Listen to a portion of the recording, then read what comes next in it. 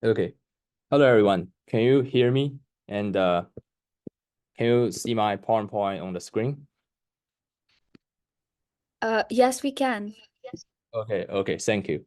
So first, I want all of you to open the camera. So I mean, in that case, we can be very engaged.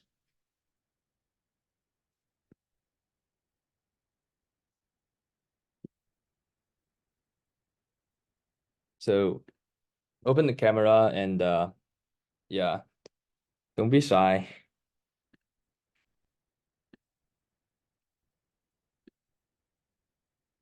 Okay, so let's start.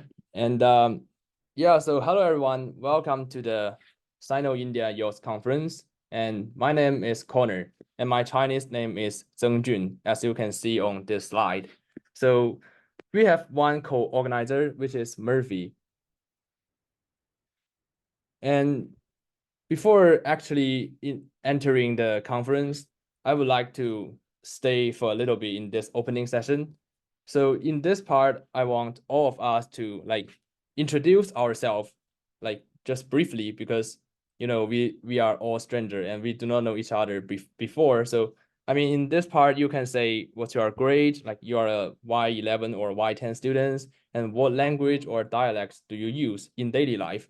And if it is possible, please share a fun fact about yourself. So, I mean, just feel free to express yourself, like whatever you want to say.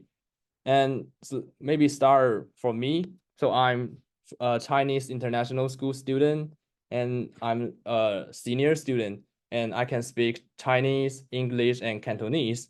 So one fun fact about myself is that, actually in daily life, I can listen Cantonese, but I cannot reply in Cantonese. Yeah.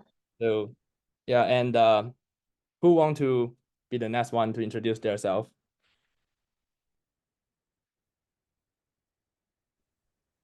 Well, I can go Uh, uh, second. oh, sorry. Yeah. Okay, we can go one by one. No worry. Or can you guys hear me? Yeah, I can hear you. We can hear Okay, sure. Hi, everyone. I'm Kelly, and I'm currently a grade 10 student in UWC, Changshu, China. I think there's also a UWC campus in India, if I'm not wrong. And I speak Chinese, English, and Cantonese, and I'm currently learning French. A fun fact is that my Cantonese might be better than Connor. I can speak Cantonese and I can listen to Cantonese. Oh, so you practice Cantonese like in daily life or just some Yeah, specific I do. in daily life in your home, right? Yeah. I speak Cantonese to my grandma. Oh, so your grandma Uh, maybe moved from yeah, Guangzhou? a bit more information about the language. So Cantonese refers to the language that is used in a region that's near Hong Kong. It's basically in the south of China. Yeah. So may I ask a follow-up question? What about the other members in your family? Like they also talking Cantonese or whatever, like Mandarin? Well, only my mom and my grandma speaks Cantonese. So my mom's side speaks Cantonese and my dad's side speak Chinese. Yeah, that's great. Okay, so anyone else will go next? Or Uh, I can just I can go next. okay. Um, I'm Adyan and I'm in grade 11 in Pathways and I speak English and Hindi. Is there anything fun fact about yourself? Uh, no, I mean, not really. Nah. Okay, that's great. That's great. And who go after? I'll go after. Okay. So my name is Russian, and I'm uh, a Chinese international school student. And my hobby is sing, dance, and rap. And I've been training for this like 2.5 years. Yeah, So like in daily life, what you will dance? Like I'll dance like Kunni Taimei. so that is a Yeah, popular song in China, right? yeah, that's very popular. I Okay. like it. Okay.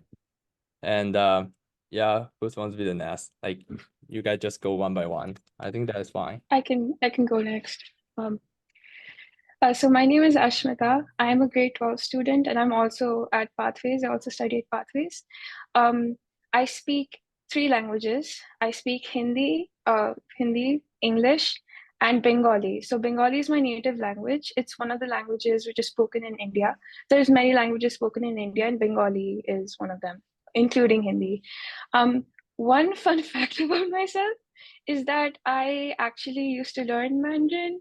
So I can try introducing myself in Mandarin. Like, I'm gonna embarrass myself, but like I can do that. Really? So You wanna try? yeah, OK. 大家好，我是 Ashmita，我 Oh 很 my 紧 God, 张， that's 我很 pretty 紧张。 good. Pretty 我 good. 我会讲中文，我会讲中文一点点。从2020到2022，我在台湾生活了。所以在我的外国学校，我学习了中文。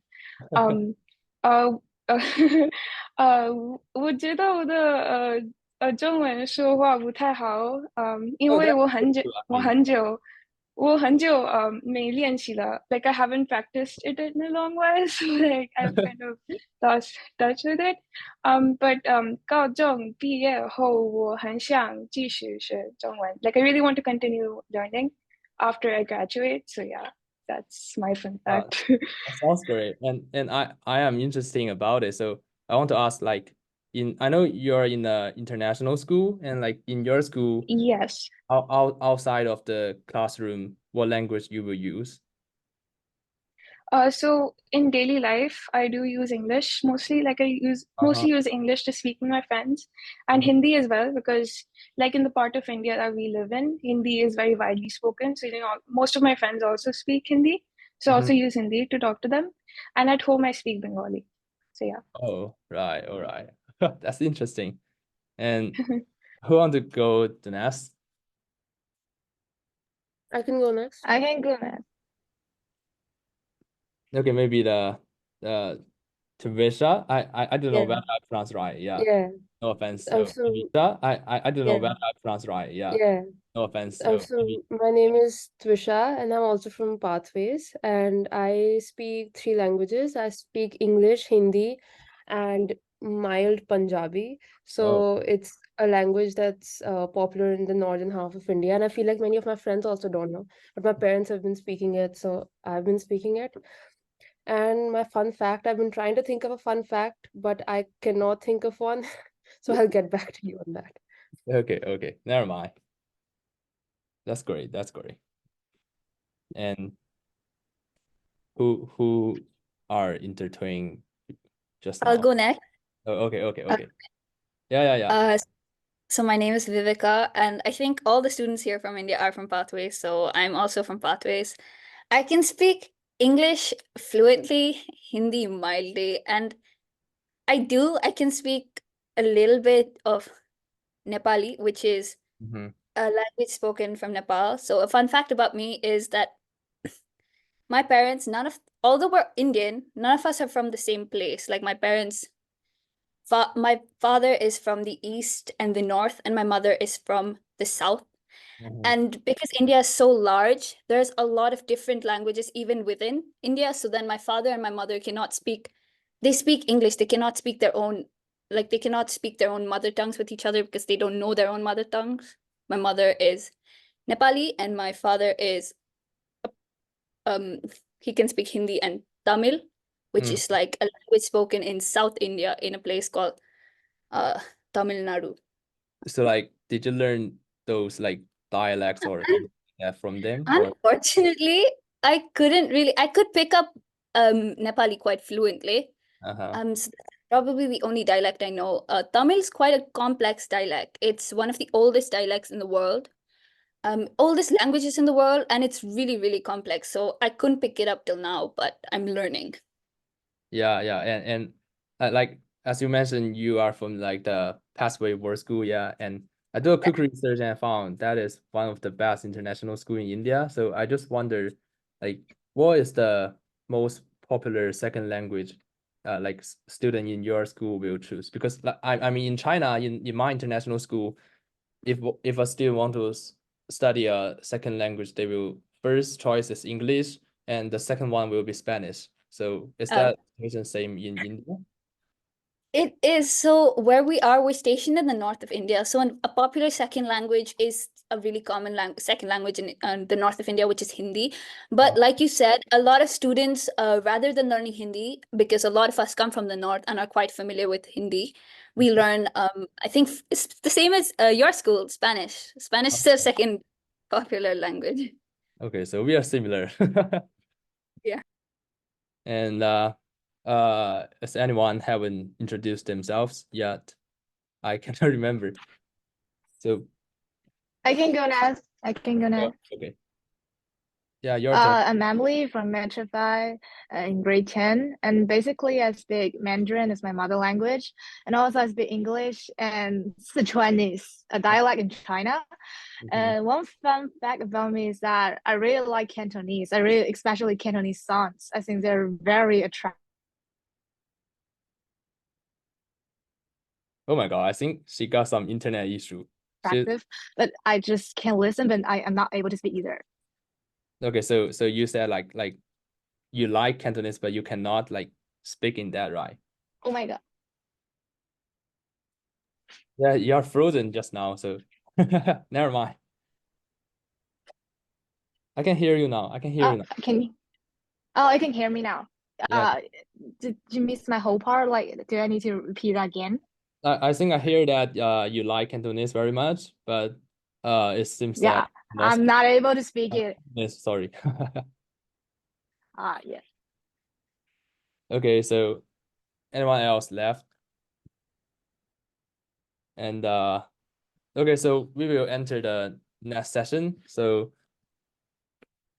now we can see the two maps. One is India for sure, and the right left is the right part is China's map. So I want like if you guys know how to use the annotation, you can use the annotation tools to like circle which is your hometown or your current location on these two maps.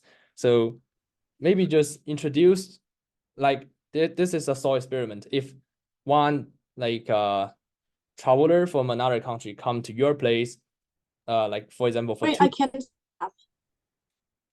Pardon? I can't see the map either. We can only No, see I like the can top see the part map. of your screen. And yeah, we can't see the entire thing. Can't see the PPT. You cannot see my PPT? No, we can just see Sino-India Conference and your name and Mac. Oh wait. I maybe like restart my PowerPoint. I don't know what happened. But yeah, not big issue. Can you stand now? Oh, we still can't see it. Still can't. Maybe I changed one page. What about this slide? We can't see it. We can just see the same exact thing. We can only see like the top part, like the top part, like which says the title of the presentation. Okay, I understand. So still on the first page, first slide of this PowerPoint, right? Wait a minute.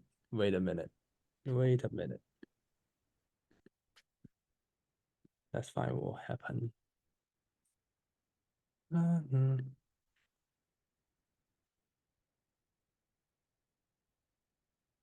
you stand now?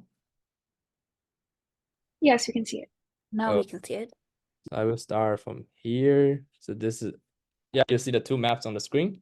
Okay, so I will repeat myself. So, I mean, if you know how to use the annotation tool, you can circle your hometown or your current location on these two maps. And like, I mean, let's have a thought experiment.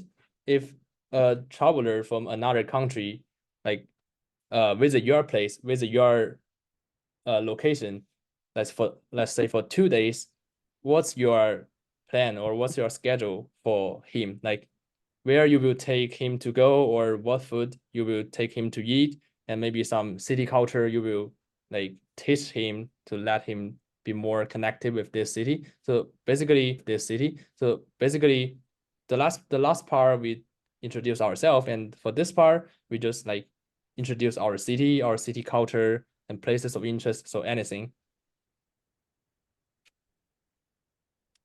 So, I mean, Alex, do you have something to say about that? You talking about me? Yeah.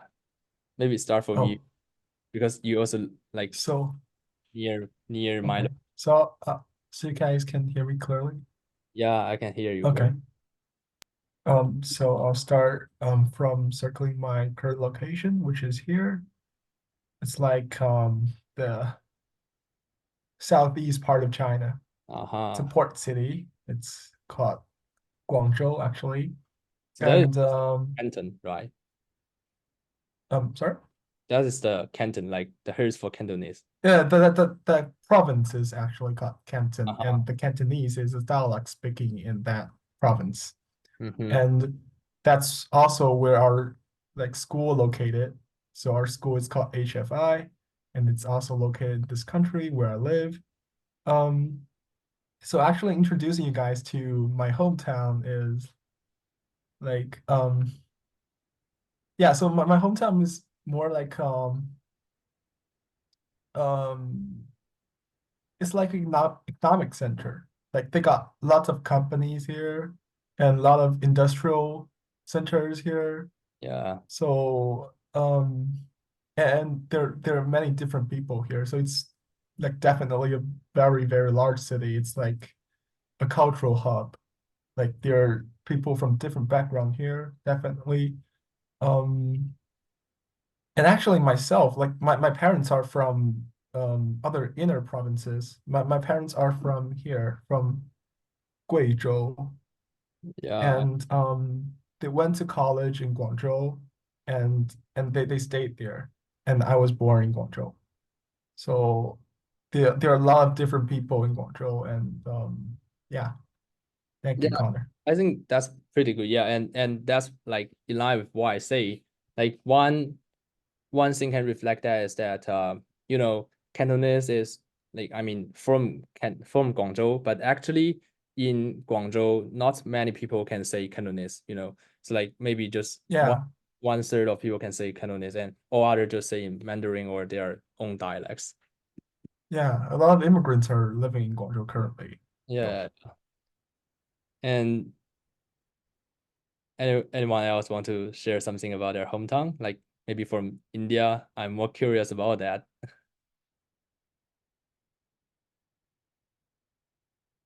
Sure, I'll I share. can.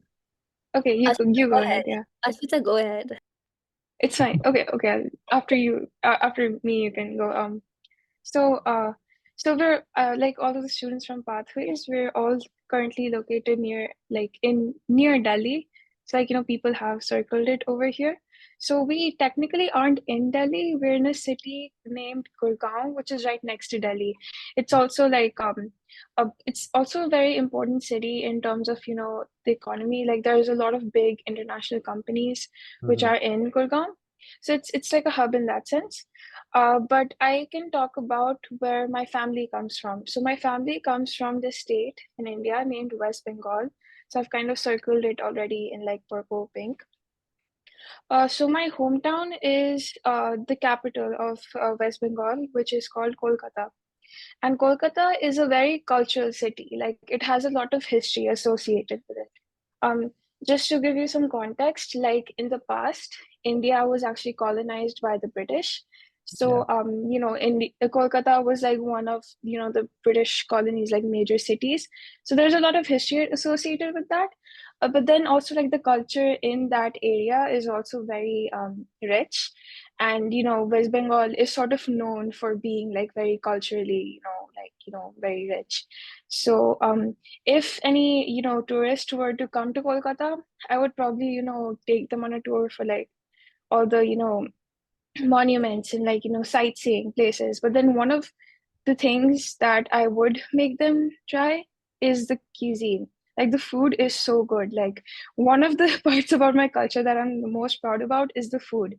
Like we have really good meat dishes, and there's a lot of seafood. So there's amazing seafood there. But then there's also a lot of sweets, and the sweets are one of my favorite parts. So there's Bengali sweets are like really popular all over India. and I absolutely love them. So if any of you do have the opportunity to come to India and to come to Kolkata, definitely try out Bengali sweets because they're amazing. They're going to be the best thing you've ever tasted. So yeah, Can, that's it. can you type that in the chat box?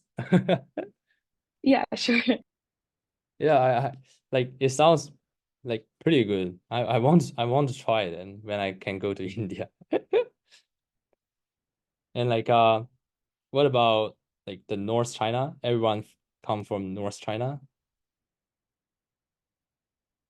Like maybe above the Changjiang or Huanghe? Like who is that? I heard about like someone come from the UWC and I think that is in the north side and Guangzhou, right? It's Cali? True. But like I've only been there for like half a year. Mm-hmm. And wait, my dad is from here. So it's Shandong. It's like Oh. northeast of China. Oh, and by the way, a fun fact about me is I haven't been to Beijing. I actually haven't been to the capital of China, Oh. which is one thing that I've been very guilty about. Oh, so I think one of the biggest difference between Cantonese culture and the Chinese culture is, well, is the food. So in Cantonese food is very special that we have a lot of dishes are more sweet, I would say, and like less salty. I'm not sure if you guys would agree with me. And before the food in northern China, it's more like salty, and people prefer eating noodles Mm-hmm. and also maybe dumplings. But for Cantonese people, rice more often, and we have a lot of desserts. We also have dim sum. Mm-hmm. It's like I'm not sure how to describe it, but like something we eat for like morning breakfast usually. Mm-hmm. And like I basically like recently when I look on the internet, I found there's a international slang called like northern Chinese called the southern Chinese little potato. So Yeah. that may be like a stereotype that like Cantonese or some people live in southern China, like they eat very small dish rather than like a big dish in north, right? Is that correct? Yeah, I think the utensils it's kind of different sometimes. That we use like bowls to eat. But Yeah. for some parts of North China, instead of especially Northwestern, we use like big plates for food. Mm-hmm. I'm not sure about that in India, and I do think that there's a very popular rice in India that you eat with hands, right? Yeah, I also heard about it. Yeah. Maybe our Indian counterpart can I like can clarify that. So then we do have a dish where we use a big plate. It's called a thali. So in a thali, it's different for every region of India. So then you'd have like for example, the thalis I'm used to are like the South Indian thali from like Tamil Nadu, or like so they're different. Like for example, a thali from Uttar Pradesh would taste different from a Bengali thali, because it's very different culture. So it's like a big plate. Usually rice is seen as the main what do we say? Rice is the main like source of carbs, like the biggest component, and then you'd have side dishes. I feel like this is similar for every culture, but yeah, we do eat with our hands. If you go to a more local place, you will see people usually only eating food with their hands, rice, and there's something called roti, which is like a flat bread that is uh, I don't know how to describe it is a flatbread, but it's different from I think the flatbreads that you might think it is. It's thinner and it's made out of wheat. We call it atta over here. So then and they're you can make rotis with different things, but yeah, I think yes, we do have some similarities. We do I mean, I think both our countries do eat a lot of rice as a main source of rice as a main source of food. But I think the rice is prepared differently in India, especially in different places in India. India is huge, and like China, if you go to like a different place in China, the rice will be prepared differently. So Yeah. similar for India to suit that culture's taste. Yeah, But yeah, I agree. So that is depend on region, like, it and like, does depend on. I just wonder, like, I don't know where I heard about that, maybe a stereotype, but like some people on the internet said, Indian people sit on the ground when they eat instead of sit on chair. So this goes for like extremely I think this is if you go to more rural places, like for example villages in India, they still do that. They do sit, but Oh, we do, it's a special type of chair. There is, we call it a mura. A oh, mura is kind of like it's a lower bench which is kind of circular, and it's almost like sitting on the floor, but it isn't. It's like a raised platform to sit on the floor. And if you go to more not traditional households, but yeah, if you go to more rural sides of India, you will see people sitting on the floor and eating. oh, understand, I understand. feel like sitting on the floor is also like a more traditional way, or it was more Yes. prevalent in the past. Like if you look at us right now, that we sit on We like don't do dining that. tables and chairs. Yeah. Yeah, yeah. Like that Yeah. is like the old It is generation. very, very traditional. It's Mm. like if you go to if you're trying to be very traditional, and if you're like going for like a family festival or like a religious festival, Yeah, like if you go into a right. temple, and you won't Yeah. sit on chairs, you'll sit on the floor and eat. I see, I see, I see. Mm. I think it's also a part of the Muslim culture. I'm not sure about Hindu culture, but I think It most Muslims eat I on the ground with a carpet called like suffers or something. I Oh, think that's sorry, go ahead. no, you turn, you turn. I think that's where our can our cultures kind of intertwine, because even in temples we do sit on the floor and eat. It is sitting on the floor and eating is kind of a way to pay. We see it as respectful towards God, and I think it's similar for Islam, where they do sit on the floor and eat. But even in Hinduism, we do sit on the like if you go to a temple, you won't see people. Usually, you'll see people sitting on the floor and eating, like in front of God. I think it's also because we feel more grounded when we sit on the floor and we feel more connected. So we try to eat our food. And also, there is this logic that I've heard of from more traditional parents, maybe my grandparents, and they say that we eat with our hands because it just tastes better. Like when you eat with your hands, it just tastes better than eating with a spoon or, something of the sort. Yeah, it's something very traditional too. It's very traditional. Like It's just their logic. Yeah. I think I mean, if you go in our daily lives, like me and maybe my peers, we don't do it, but like especially for auspicious moments, like for a religious celebration, or like we have a celebration called Diwali, then we eat foods that usually are eaten with hand, like chole bhature or something like that. But also like for some foods, like she mentioned, like rotis, like flatbread, you kind of need to eat them with your hands because you basically like tear them apart and then dip it into like something. And then that's how you eat it. So you kind of need hands to eat it. You can't really like use a knife and a fork to cut Yeah.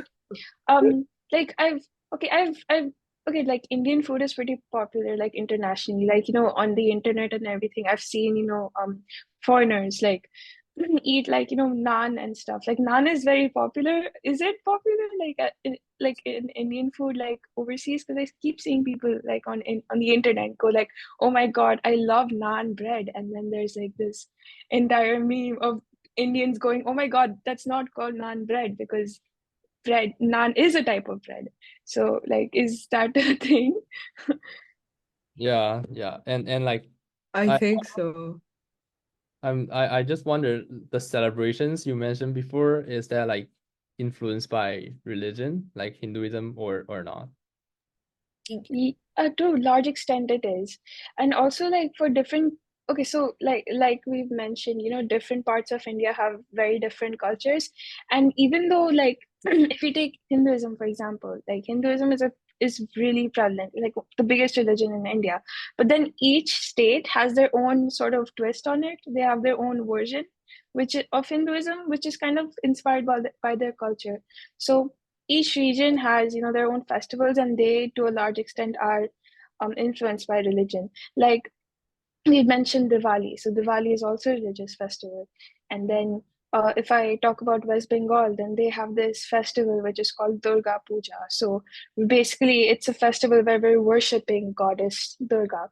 It is also a Hindu festival, but then it's known for being Bengali, because that is the region which has traditionally celebrated it. So a lot of, and there's festivals for Muslim communities and Sikh communities, other religions as well. So festivals, to a large extent, are very driven by religion.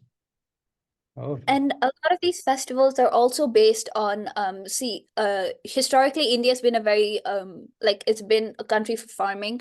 So a lot of these festivals, like for example, Lori is celebrated in Punjab, and for like Tamil Nadu specifically, there's this festival called Pongal. So these are like festivals based on the seasons for harvest. I think there might be festivals like that in China, but we do celebrate harvest festivals and like the cycle of a harvest. So when it starts to when it ends, there are festivals for that. oh, really? I don't even know that before. So another question I have is that the young generation's relation to the popular soul like Hinduism, because like in our country like China, like something like the Taoism or some, the religious thought cannot be popular in our young generation, but that is like obviously more popular in the old generation. But the young generation do not welcome. I would not say do not welcome, but they are not willing to make effort to study those kind of stuff. So what about Hinduism? I think that that really depends. Like for example, in my circle, I have noticed that it's usually the elderly that pay a lot of attention into religion. But for example, I I come from a family that has two religions. One is Hinduism, and because my mom is towards the Nepali side, we do have a little bit. I do practice a little bit of Buddhism. So during my my mother's side is quite devout when it comes to religion. I have my cousins who are extremely religious. So it really depends on your upbringing here. Like for example, my father's side, he grew up moving from place to place and from culture to culture. So I don't think his side or himself is particularly religious. So that's why it has watered down to me. But for example, my mother's side is they're devout religious. So I can see a lot of Buddhist influence in the household because she's so prevalent. So and I do have cousins from my mother's side who are very devout to the religion, but it really depends on your upbringing. Understand. I'd like to add on to that. So now, if you look everywhere around the world, obviously younger generations are stemming away from their religion everywhere. It's not just India, it's everywhere. And one of the big reasons is now because we have the ability to explore other religions.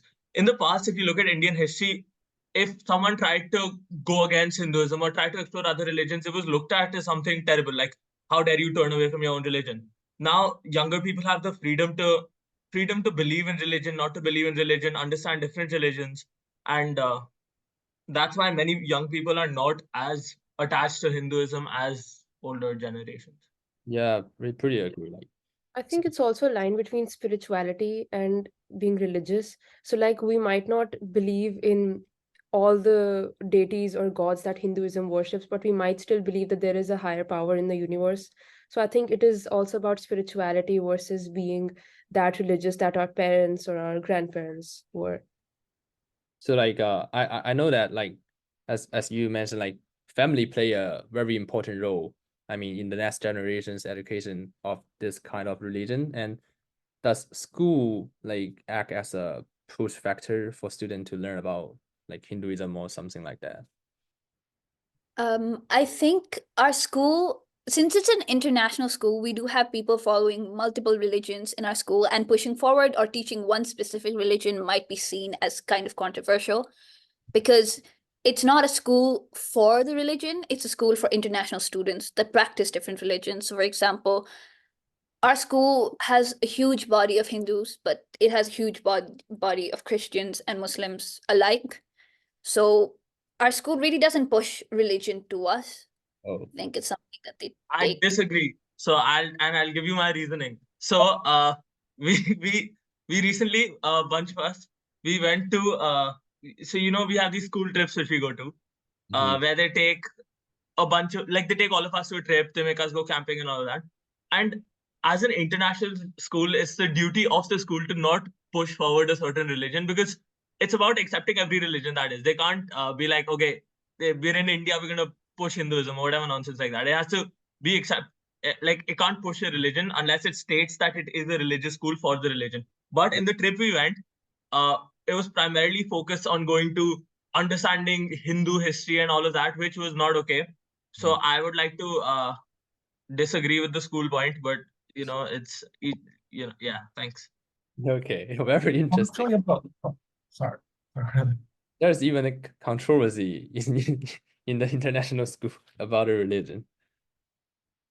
I'm curious about China. So how does it look? Is that the same for China? Like, how is it like? I mean, like in this kind of area, that is pretty different, because in China we do not have any popular religion, do not like the Hinduism, but we do have something like the Christianity, and but I mean, we have a lot of freedom, so we can try to learn about that or not. But I mean, in school or in the textbook, there is nothing related to that.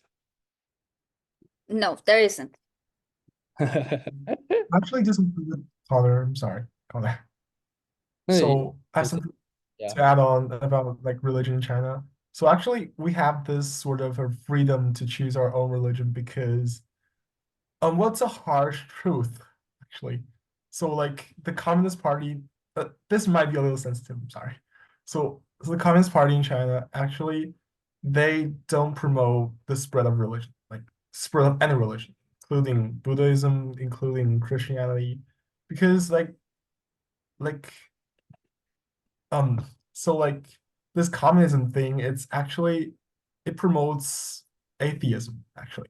Communism promotes atheism, and most of the communists, they believe that like spiritual stuffs are just waste of time. They believe in the power of actually like doing something, and actually this kind of a communism thing is a kind of religion, because people hold on to the idea that someday they will build a country, like a world that does not have slavery and does not have like does not have slavery, does not have hunger, and a world of like freedom, and world of that's rich and like freed. So actually this communism thing is a kind of freedom. And there's no there's like nothing about religion on our textbooks. And the churches. I'm sorry, Colin? I mean, we have the censorship. Yeah, there are strong censorship. Well, this might fit into your like sort of a stereotype against like Chinese Communist Party, but actually this is the true scenario here. Like the temples and those churches are forbidden to do propagandas. They're limited to only held priests in their own like territory. So they're not allowed to spread or do propagandas. Yeah, and most people in China, they're actually not so religious, because the traditional like belief system in China is actually the worship of ancestry. Like we believe our ancestry who have died previously will become God or become a spiritual thing that will help us in our lives. So it's called filial piety, right? Filial piety, like I think in English, filial piety, like. Oh yeah, filial piety. Yeah. That's actually different from like our belief in ancestral power, because like the piety that you mentioned about is serving the old that's still alive. But our belief in ancestral power is actually that we believe and we worship the ancestries that have already died. So that's sort of a different thing. Yeah, that's pretty interesting. That's cool. It's like basically like the Like, I mean, we don't have gods, but the humans, like the Asian people, the ancestry serve as the gods in our belief system, right? I can put in that word, right? And like I want to I add- do think. yeah, so You go ahead. I want to add one reason for like why we cannot have so popular like religion or something like that is because, like, you know, the Chinese political system is autocratic, and yeah, the party do not want some religion or something, like the leader of the religion to intervene their power. So they want to be the superpower, so they do not allow this kind of stuff. And Yep, and I do think that Islam is very popular in the autonomous region, especially Xinjiang. yeah, And I'm not sure about Tibet, but still, yeah. And also there are a small part of our population who which is Christians and also Buddhists. So I'm not sure about other parts of China, but for Cantonese people, so personally, I also do have some like experience or something like somehow related to Buddhism because we do have like Buddha statues at home, and I do think that Chinese people visit temples when we're climbing mountains or something, just to like give prayers or give offerings or something. We're not like devout religious people, but I think we're just kind of believe that if we pray to a Buddha or deities or something, they might give us good luck or something. So we're not that like formal. But and also for the education on religion, I think that it's just that we are not exposed to education on religion. So it's a little bit different from Hong Kong. Like when you go to Hong Kong, you can see there are Christian schools that can take you to Sunday services. They give lessons on Bible. They teach you, they also give leaflets during Christmas on the streets, and that's something that might not happen in mainland China. And I do think that's kind of related to the political systems here. yeah, cannot agree more. Yeah, I see Murphy enter the meeting. So do you have anything to talk about, Murphy?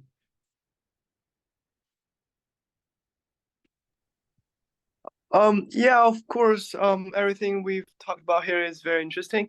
Also, like, my hometown is a bit far away. My hometown is Xi'an, which is in the middle western part of China, which is interestingly, there's a huge Muslim population in our city. So we have like really, really huge Muslim population. And also, if you move even more westward and northern, you'll have more Muslim and Tibetan people. So the culture in Xi'an is quite diverse. However, like I think religion overall is a very good centripetal force for a country. Like it unites people. Like people all have a thing to believe. However, when you have multiple religions, I don't think that's working very well. Like what Alex already explained to us, our government really like don't like that very much. So these days, these Muslim population are not allowed to like to grow, or like their leaders are banned from like doing a lot of things. When we have like multiple religions, that really becomes a centrifugal force, and they are not as big as it was. So yeah, that's the condition of the city I live in. Yeah, so It's like actually pretty interesting. Sorry, you go on. You go on. okay, so I have a follow-up question, like how the government I mean ban the leader, like how they prevent the kind of group to grow. Well, I think the most like obvious like restrictions are that you are not allowed to have like you're not allowed to like gather too many people, and like especially after what happened in Xinjiang several years ago, like there's a lot of things that happened, like there's a lot of conflicts. So our government is sort of targeting these people, and they're not to like I cannot say they're not allowed to gather. They're only allowed to gather like at some time around the year. Like their gatherings are limited, so and they're also watched. Like if for example, I think one of these Tibetan Buddhism leader in China is like being watched all the time. He is not allowed to leave his home and visit his people in Tibet all the time. Like when he needs to visit his temples and his like people in Tibet, he first have to talk to the government, and after the government agreed, he is then allowed to return to his hometown and visit all his like people. But in the like most time of the year, he has to live in the Sichuan province, which is a heavily populated province in western part of China. Yeah, I think they're mostly limited in China, those big cities. I Yeah. have something to add on. Thank you, Murphy. Yeah, sure. Oh, so thank you, Connor. And I want to add on something. So, as you have heard, our Indian friends, as you have heard, like Chinese government is posing like strict restriction on those religious group. However, actually, like our generation, this young generation, this Z generation, are actually born in an environment that mostly does not have religion involved. Actually, or just my experience that I was born and I was pretty much raised as an atheist. So my parents are not religious, and like my family is not actually. But we sometimes like when there are big events coming up, we do go to temple. And actually myself, I went to temple yesterday because my college decision is releasing tomorrow. So I pray for like good luck. Yeah. I applied to US University and it's releasing tomorrow, so I went to a temple. And yeah. Like from time to time, we Chinese people actually go to those temple, and I see a lot of people there. Like there's tons of people. You mean Chinese people or foreigners? Chinese people. Chinese Oh, people. like a Buddhist temple. Like yeah, a lot of Chinese people are going to that Buddhist temple, and yeah, there's a huge gathering, and yeah, thank you.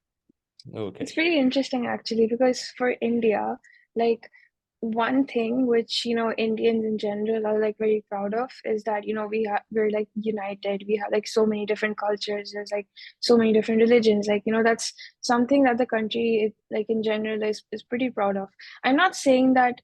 So okay, all the religions do live together in harmony, but I'm not saying that it's always peaceful. There are many religious conflicts that do happen. It's not perfect. The country is not perfect, far from perfect, but it's still something that the country is pretty proud of. And the government itself is a secular. India is a secular country. So secular basically means that we kind of tolerate all religions, and there's like no official religion, but then we do accept that there's many religions. So that's like one pretty interesting difference that I see. Yeah, understand. Further on, India is although it's a secular country, I think religion holds its unlike China, religion holds huge importance in India. Not in the matter of politics. So even though India is a secular country and we have huge populations of different religions coexisting, like in different states you'll find a different percentage of religions, and we are accepting to people exploring other religions, especially in the newer generations. But older generations, and especially politics, pay huge importance to religions. I won't say that they're forcing certain religions, but they do kind of censor. They try to censor religion in India. For example, like India is a majorly Hindu country. And that's what a lot of people know about India too, that we're majorly Hindu. So a lot of these political parties use that as a driving force for elections. For example, they use Hinduism and Hindu devout as a force for electing them as a political party. And that's why we do see religious conflict in India, especially with Islam.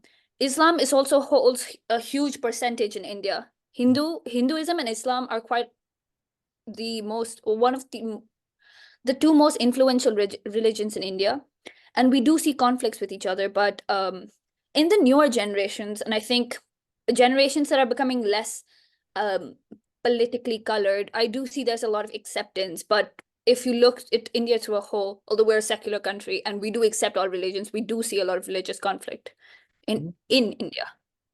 Okay. I'd like to add on to what Viveka said. So, obviously, India prides itself a lot over acceptance of religions, having many religions. But if you look at Islamophobia in India, more than something which is to be looked down at, it's become a norm here. And the central problem is the way the country is run. So if you look at the government, very often, so the government, it has it has a lot of, it demonizes Muslims a lot, and there's a lot of discrimination against them. And now when you talk to another Indian, there's a higher chance that they expect you to be Islamophobic. Like they'll come and be like, oh, they allow anyone in these scenes. So it's really a problem in India. And there have been so many examples of laws against Muslims, abuse of human rights here. And at the core of it is how the country is run, because that's who younger generations do look up to, and even older generations. So that's something which needs to be changed. Yeah, that's a social issue. It seems Like, like. I think that's mostly rooted in our history. I think we're not inherently against. There's nothing inherently, but it's our history. I mean, I'm not aware if you guys know, but there's the Indian partition, which is India and Pakistan, which was majorly a political conflict, but religion kind of went hand in hand with this political conflict, and that's why there is a lot of religious tension in India, rooting mainly going back to the Indian religious partition. Our ancestors actually still carry the burden of that, or the trauma from that, which they pass on to their generations, which eventually does lead to vilifying the other religion, because Exactly. that's how we were kicked out of that country and this and that. So that's why now it's become accepted in society. I also feel that even though a lot of it is due to our ancestors and the pain they carry because of the partition, if there's no willingness to change from the leaders of the country who are abusing the power of religion to gain votes, to gain attention, to gain power, there's not going to be a change in the older generations as well. Younger generations today, as much as they're influenced by their ancestors, the government also holds a really big role in what they understand, what information they're giving. And a lot of propaganda against Muslims, and a lot of the cause of Islamophobia is because of how the things our leaders say, which need to be scrutinized more than they are. Because religion is so influential in India that you can very easily use it as a tool to get votes, to even brainwash people. That's how strong religion is in India, and that's how you can be opposing the other religion. It's very easy to do. India-Pakistan conflict, it's gone from a political party against a political party to a religion against a religion. It's gone to go deeper than that. It's gone against citizen of India versus citizen of Pakistan. What began as something which was purely political has now created this partition in religion, in people. Like people, when they first talk to someone from Pakistan, if you're having a discussion with them, they realize they're from Pakistan, the problem begins there. Like people are already like, oh, you're Muslim. Like, why would I talk to you? So the problem has gone from politician versus politician to person versus person to religion versus religion, which needs to be changed. So I just got a very interesting question. Like in daily life, if a group of students, they believe in Hinduism, whether they will like communicate or play with another person, maybe believe in Islam or Yeah. I feel like it's also a question of, where you live. So if you look at urban communities, then like if you take our example, for instance, we go to school with Muslim people. I have Muslim friends and we're all great. We're all friends. We're all chill. But then if you look at more traditional rural regions of India, then you're going to see more of this, like enmity between, Hindus and Muslims. So it's also a matter of education, honestly, since we've grown up in an environment where we've seen that, there isn't inherently anything wrong with, Muslims and Islam, and we should all live together in harmony, and, we should not like demonize them. So that's why, we are more tolerant towards Muslims. But then the people who haven't gotten that sort of education, who've grown up in families and communities and villages and, societies where, everyone else around them, their parents, their grandparents, everyone around them is, looks at, Islam as the enemy. So they're obviously going to, be more hostile towards them. So it's also a matter of education and, teaching people that, this religious conflict, should not happen. So that's also like a change that needs to be brought. Yeah. I'd like to kind of pick on what you like. I agree for the most part of it, but I also believe that, okay, so if we take a look at our own school, as you said, it's one of the, like you searched it up, it's known as one of the best schools in India, whatever. Yeah. And there's a lot of Muslim people who go to our school as well. And they're receiving the best of education which they can. Like and still in our school, in my grade, there's people who do go against Muslim people. So I feel like it is also about education, but it's more about where you've grown up and how you grow up. And, because people in my school will say people about Muslim people, and they're the most educated of people. So people need to, it's more about how you grow up and what the kind of people you've grown up around. And that's why the culture needs to be changed in a bigger way, more than just education. Student environment, like the environment is different, like not say in like each region, but even in each school. There's actually a pretty famous film made in India addressing on this religion problem. Have you guys heard PK? It's made by Amir Khan. Yeah. Amir Khan. Yeah. It's pretty famous. Okay, so let's just stop this session here. We talk a lot and I learned really a lot. So we can go into the next session, and we really learn a lot of the religion. So now we can talk about some food and like the cuisine in your local. So I just heard about like the, what is that called, the Bengali sweet. And so I mean, like in China there is a not very much, not many Indian restaurants, but actually we can eat Indian foods such as the curry or like the Indian roti, maybe just along the roads in the evening. So I mean, is there something else like pretty good Indian local food that you can share? One really popular, I'm gonna point, okay, so India, again, like we've established, is a really big country, so many cultures, so many religions, so many different kinds of people. So each region has their own cuisine, they have their own, culture, their own food. I'm gonna only mention one food, which is really popular. It's actually on this map. And I'm also mentioning this because it's one of my favorite foods ever.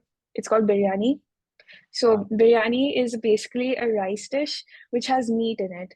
And it's loaded with spices. It's super flavorful. It's super it's spicy. And also biryani has variations depending on what region you're from. So there's also like Kolkata biryani. Like my family's from Kolkata, like I mentioned. There's also Kolkata biryani. And like one special thing about it is that, even though it does have meat, it also has potatoes in it and egg. And it is like putting potatoes in biryani. It's not something that a lot of biryanis from other parts of India have, but like it's something unique about Kolkata. I personally don't like potatoes in my biryani, but like it's something about my culture. So I'm mentioning it. But yeah, you can put, there's biryani with mutton and chicken, and so like many types of meat, and it's super nice. It's super flavorful, and it's also really popular. So like if you do go to an Indian restaurant, I'm pretty sure you're going to find it. So yeah, if you try that out. It's really good. Yeah. And also like the others can also mention Indian food, but like I just want to say that I love Chinese food so much. Like one of my favorite dishes is zongzi. Oh, Because it's like the sticky rice, like the parcels like wrapped in like the leaves, and it has lots like fillings and like pork and stuff inside it. I love it. It's amazing. I dream about that very often. I used to have it when I used to live in Taiwan, and during mid-autumn festival and everything, all the stores and everything would have it. So I really miss it. And I also really like xiaolongbao, and oh. yeah, Do you know? Chinese food is great. Yeah. Adding on to that, I think I don't know how many people over here know it. I mean, Indians would know it, but there's a completely different cuisine in India called Indo-Chinese, which is I don't know if Chinese people know about it, but we have a whole different set of cuisine for Indian foods that are kind of influenced by China. So this is called Indo-Chinese cuisine that I think everyone likes. So for example, there's something in India called Manchurian. I don't know if you've heard about it, but it takes a lot of Manchurian Hakka noodles. These are very classic names. You'll find them on the streets of India, but they're not Indian food.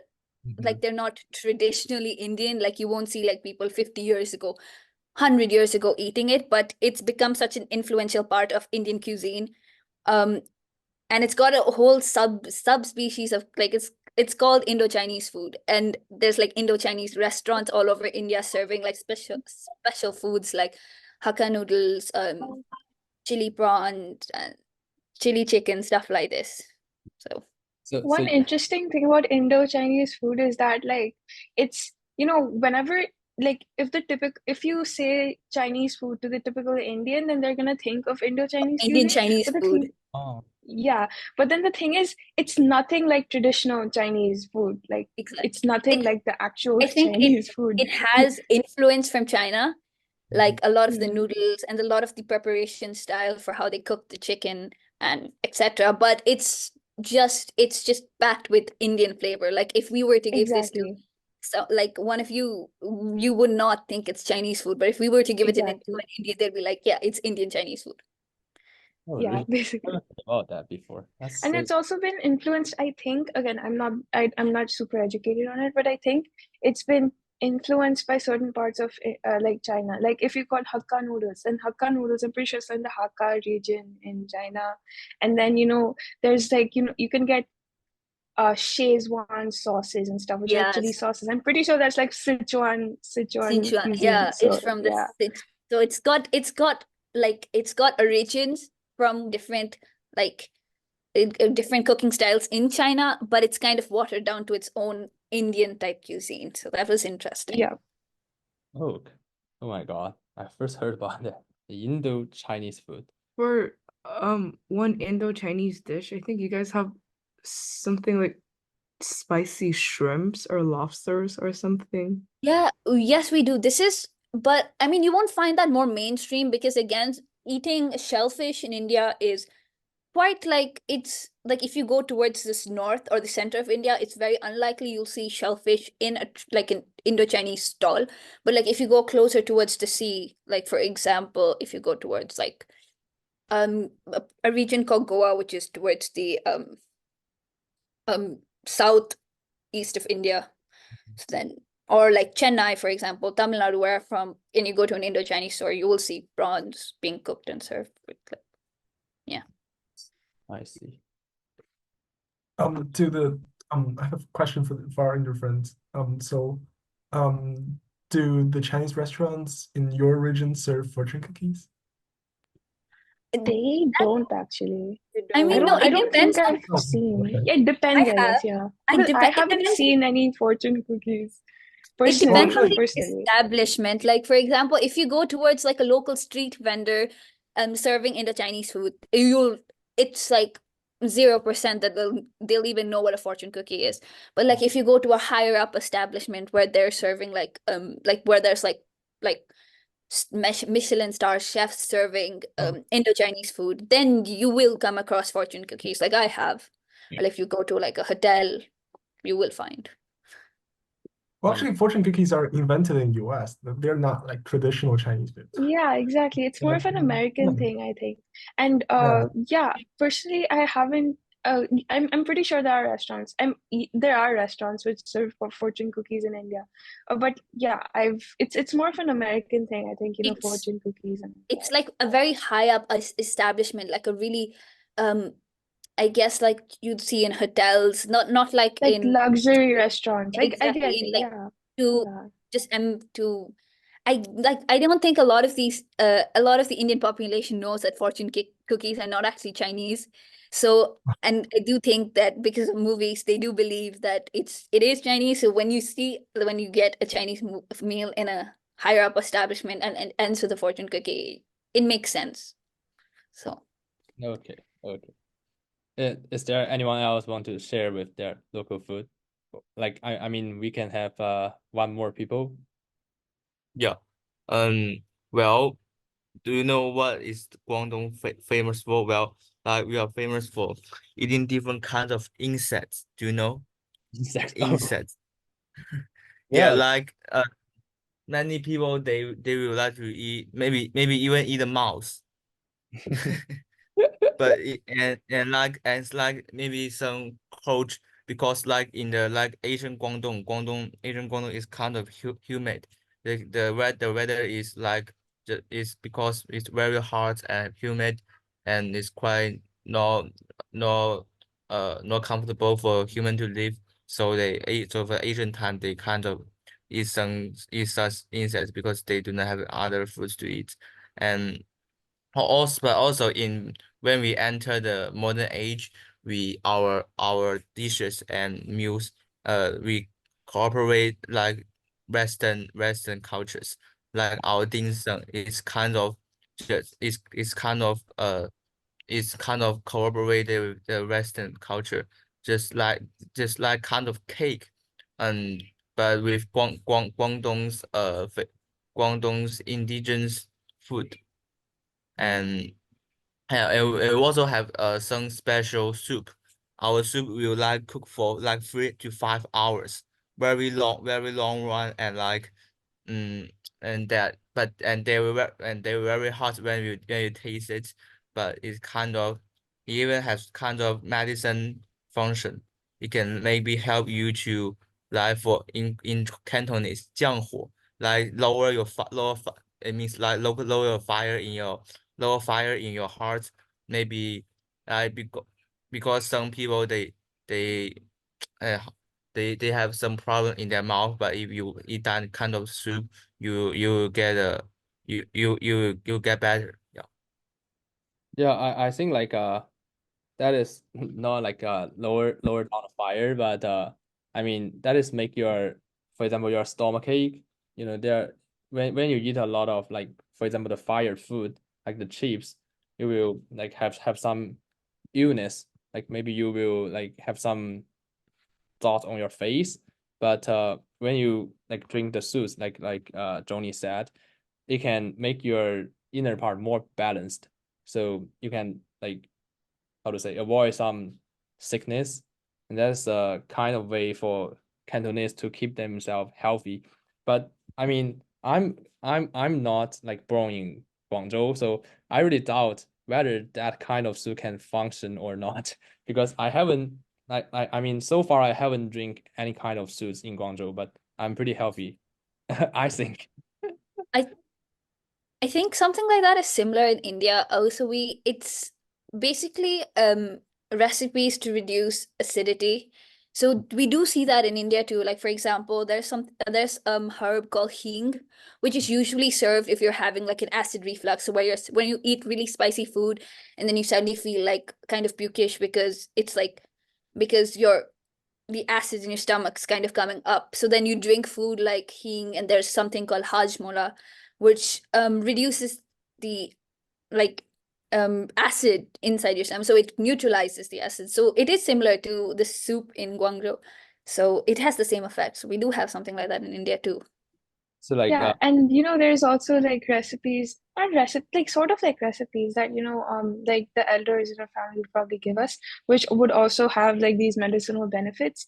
Like you would probably have like your mom or your grandma say that, oh, in the morning drink honey with water, and then that'll fix all of your problems. Or like Oh, I remember. So there was this like really weird concoction that my mom brought, and I don't know what it is, but it has like herbs and stuff in it apparently. And then my mom's like, if you put this and you drink it with water, then it will like cure your acne, and then it will cure your hair fall. So I I did that. So there's also like stuff like that in India. Also, there's this branch of medicine called Ayurveda. So Ayurveda is like this Indian branch of medicine which utilizes a lot of herbs and stuff, and it's like pretty natural. Um, and there's also something like that in China, right? Like Chinese medicine. Yeah. Traditional medicine, I was just gonna say that too. There's something, Yeah. there's Yeah, and I think that like Chinese people say the Chinese medicine play a very important role in fighting the COVID-19. Okay. Anyway, One we thing I really like about India is chai. chai. So I'm not chai sure how often you guys tea. drink chai, but my English teacher used to make chai for us once. And I have a very, very innocent question. So there's a very strong stereotype on Chinese people. So there are a few friends who ask me if Chinese people eat dogs. Do you think it's a stereotype on China and India? Um, I so mean, I'll be honest, it is a stereotype. I mean, most people know it To isn't some true, but extent, like it yeah. is a stereotype. Mm. Like, I mean, this is pretty mean, but you'd have like some people like make racist jokes and stuff and be like, oh my God, those Chinese Yeah. people eat dogs. That does happen, I'll be honest, which that isn't happened, ideal, but yeah. but then there's stereotypes, and I mean, the stereotype does happen, but I guess it's only like I think I won't say. I think it's just I don't know where that stereotype came from, to be honest, but you do see it like often that people think like Chinese people eat anything, but in that sense, like there's a lot of stereotypes in India too, which is I don't know if it's true or not, but even if you go to more rural parts of India, like for example, if you go to like Nagaland, which is a very hunter-gatherer state, you will see people eating snakes. There are places like that. So I think it I mean it even though people do think it's only China, but it's also prevalent in India that people eat things that people usually don't Yeah. think. Yeah. I agree more. Well, I have something to add on. So actually, like eating dog is actually. I'm sorry, Connor. I'm sorry. So eating dog is actually like it's more of a rural thing. So actually, some part Exactly. of some certain regions of China, like because like China is a very big country. Like most of the regions are very different from each other. Like, for example, the region my parents came from are very different from the region I live in right now. So like some of those backwater regions might have the tradition of eating dogs, but it's not very popular in China overall, I would No, say. it's Yeah. very similar to India. Like for example, India is it's a very vegetarian society because of Hinduism, where a lot of people. But like if you go towards extremely rural parts towards the northeast, like Nagaland or Mizoram and places like that, and extremely even in those places, if you go to extremely traditional, extremely rural places where there's small settlements of villagers, you will see people eating like snakes and all. People don't think that happens in India, but it does, but only in really, really rural places. Like I've seen it, but this was like a very traditional, very not traditional, very rural place in Nagaland. In Mizoram, people also sometimes eat dogs in very rural places. So it's Yeah, not in just very rural places in Mizoram, they also eat dogs. So like you said, even in China, only backwater places. Even in India, it happens, but extremely towards the northeast, closer to like Tibet, closer towards your side, and also very, very rural places. So people don't think it happens in India, but it does happen in India. Yeah, got it. So we will come to the next session. And yeah, so learn a lot, and I just wonder, we now jumped into like, for example, the education and society. So I want to ask, what is the popular academic areas in like your international school, or let's put a scale of like India, because in my Yeah, surroundings, sorry. Yeah, no problem. In my surrounding, like people always want to study like computer science or economic because, I mean, their parents thinks this kind of professions have a more stable and lucrative job in the future. So that is this is the hardest job this is the hardest like major area in China. So what about the other side? So again, in the new generation, for the new generation, things are changing. I mean, things are changing, but then it's still pretty prevalent in many, many, many families. There's like this whole thing where people say that, oh, the only two jobs that you can have, either you can be an engineer or you can be a doctor. So that's like a very Indian thing, and I feel like that's a very Asian thing in general. Like even I've seen online and memes and stuff. Like I feel like it's a very Asian thing in general to have like such a heavy focus on such areas, and then people usually look down on like arts and humanities because again they're seen as less stable and everything.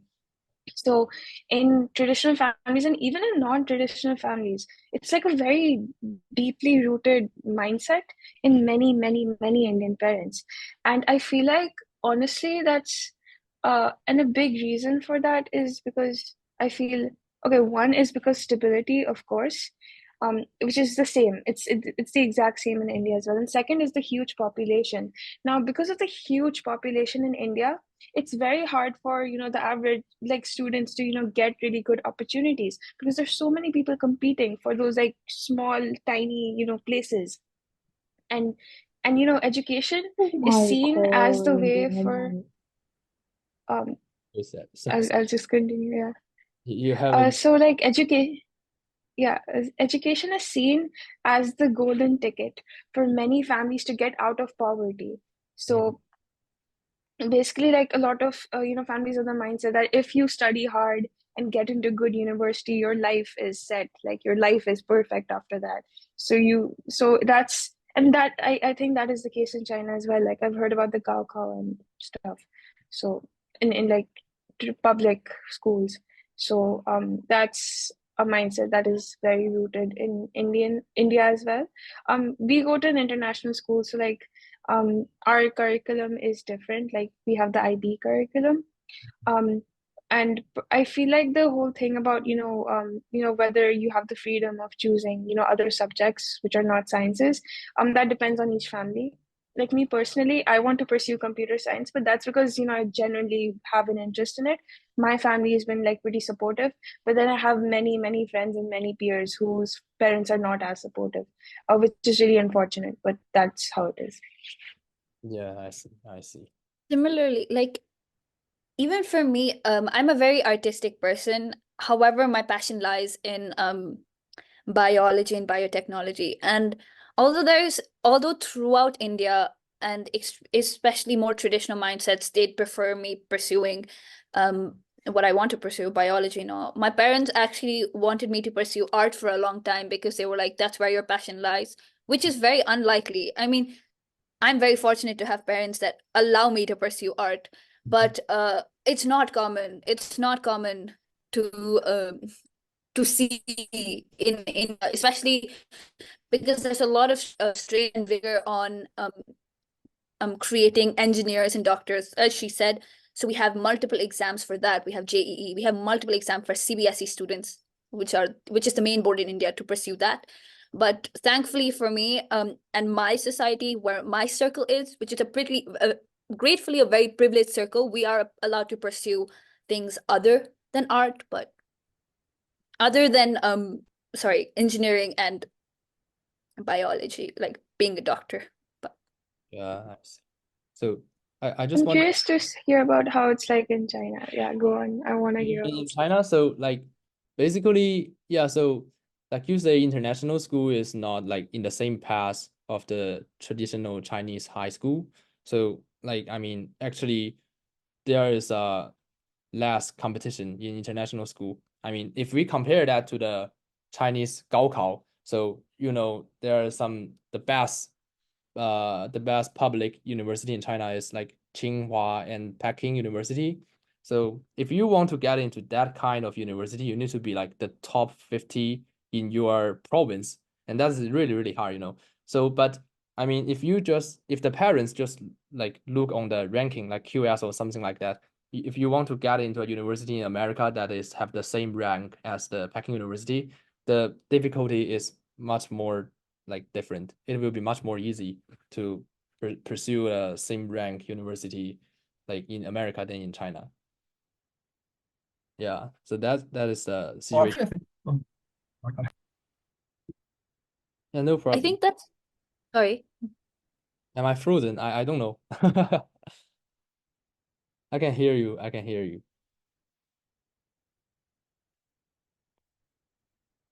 Hello? Am I frozen?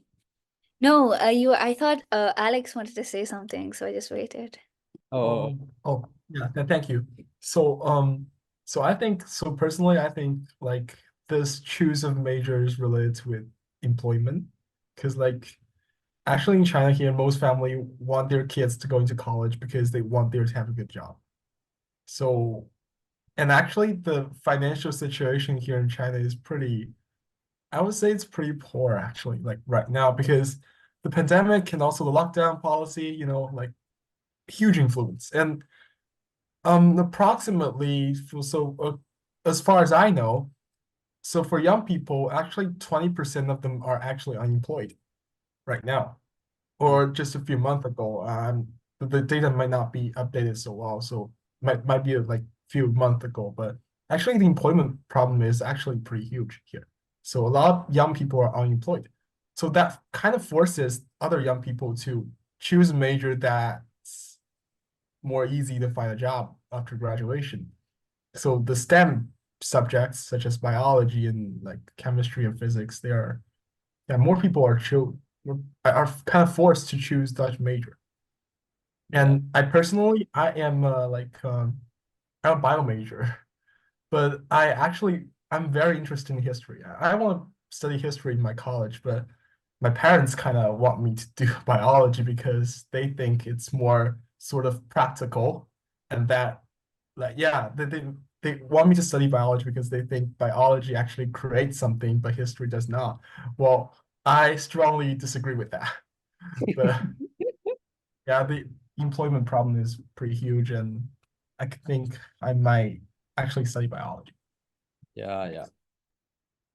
I Okay, so agree with both sides. And I do think that one thing for Chinese students to go to like US or UK or anywhere else college, one thing that stops us from majoring in humanities and art is the language barrier, especially for colleges like Oxford and Cambridge. That in my previous school, we used to have like 30 students that get into Oxford every single year, but only one or two of them major in humanities. It's basically the language barrier that stops us from, getting admitted by these majors.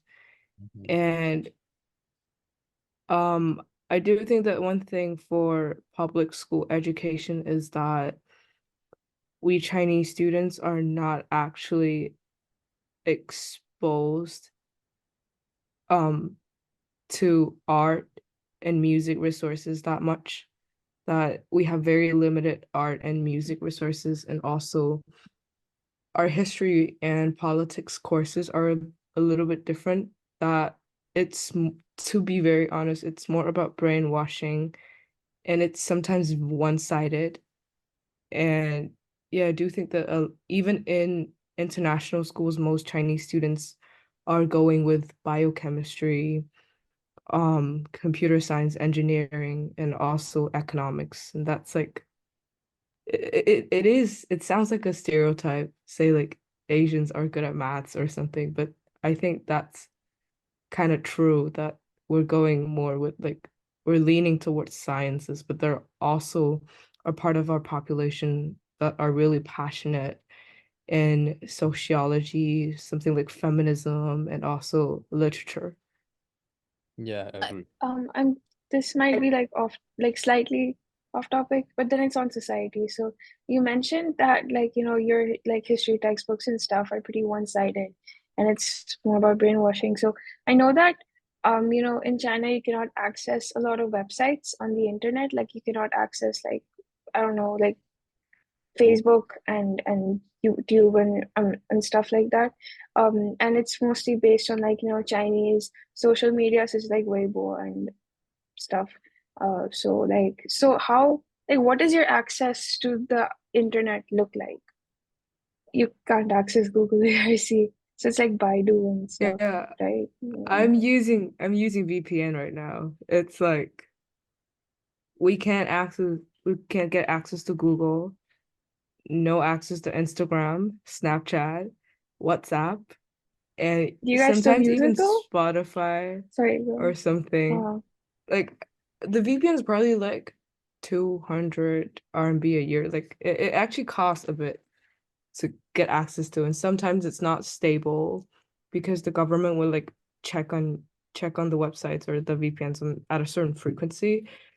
And yeah, I do think that, but now the younger generations might have access to VPN, but to be fair, it's also a kind of privileged thing that most Chinese public school students can't even get their phone or can't even use their phone or any electronic devices at school.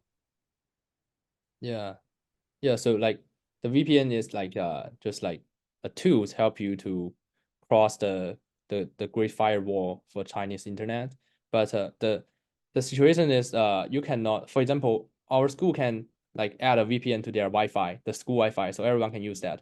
But actually, I think the laws require that it is illegal to do that. So not many international school have the like the Wi-Fi plus VPN, but every single children need to buy the VPN for themselves and use that. Or you cannot like do some research on Google or something like that. Yeah. Yeah, so like China have Great Walls. I mean, the literal Great Walls and the internet Great Walls. So it blocked like mostly foreign websites such as Google and like Instagram. But we have our own version. So sort of a like replica of Google and Instagram and stuff. So we have Baidu to like alternate Google, and we have WeChat to alternate Facebook and stuff. But actually, like most of those websites are full of Chinese content. So like a lot of those Western creators, such as those creators in US and creators in Europe, or creators in India, they cannot access to those websites. So mostly like those websites are full of Chinese contents. And when you want to search some like English stuff, for example, like those dictionary websites or actually any dictionary, you basically cannot see them on those Chinese websites. And so for history, have an alternate sort of a history that's basically written by the party. So for the history in our textbook, it's more like history from Chinese perspective or history from the communist perspective. So they have commentary on most of those historical events, and that's based on the party's point of view, the commentary based on party's point of view. And the politics we learn are basically Chinese politics. And he basically repels all those sort of capitalist point of view. But I also find it pretty interesting that like even though you do talk about how all the content you consume and what you're taught in schools, it's all from like the party's perspective, but then you guys are still educated on this. Like you guys still know that all this content is like being fed to you by like is it kind of it's an alternate history, and you guys know this. So like how do you're not supposed to know this technically, like how it does that, like I find that interesting. So like there's a policy like in 1980s or something. So the countries actually open it up for foreign influences. So actually like because like China is actually communist before that period. So basically it's very agricultural, and most of the economy is based on governmental control. So there's no free market in China back then. But starting from 1980s, So we have access to internet, and the government is not very strict on on this VPN thing. So basically, VPN is illegal based on law, but actually it's not enforced. So we can still use VPN, but it's actually illegal. But still, a lot of people can access to VPN. So we actually know like a lot of foreign perspectives, and there are people in Chinese websites. It's like piracy, but like get the videos from YouTube or something and move it to our own websites. Yeah. So we get to know Western point of view or like outside point of views. I think that's similar for India, for example. I mean, I don't know if you guys know it, but a lot of Chinese media is blocked in India because of political relations. So, like, for example, Yes. this was a long time ago, but when TikTok was still owned by a Chinese company, they banned it because they were like, it's going to influence Indian mindset and all. So a lot of websites that are not, I won't say based in China, but a lot of websites that do have roots in China are blocked in India, and the only way we can access it if we use a VPN. So it's similar. So a lot of the content, for example, on like to access TikTok, you have to get a VPN, which is also kind of illegal because India has banned it, but it is similar. Like for a lot of Chinese content, we need to get VPNs. Yeah, similar. Yeah, sure. Okay, Duke. I think we can get into a more interesting question. Because they're like, I mean, I mean, like, in the society with internet, we have a lot of internet slang, or like we can call it cyber wars. And so, do you guys know some of that? Like recently, for example, I learned a cyber word from the internet called 摆烂, and so 摆烂 in Chinese means like you do not do everything, and like, in the learning oriented society in China, the parents always want the student to like motivate them to study, to work, but 摆烂 is a cyber word. I mean, I don't know whether it's created by a Chinese student, but it just means I do not want to do everything. I do not study. I just play, just be relaxed, or something like that. Does anyone else know about it?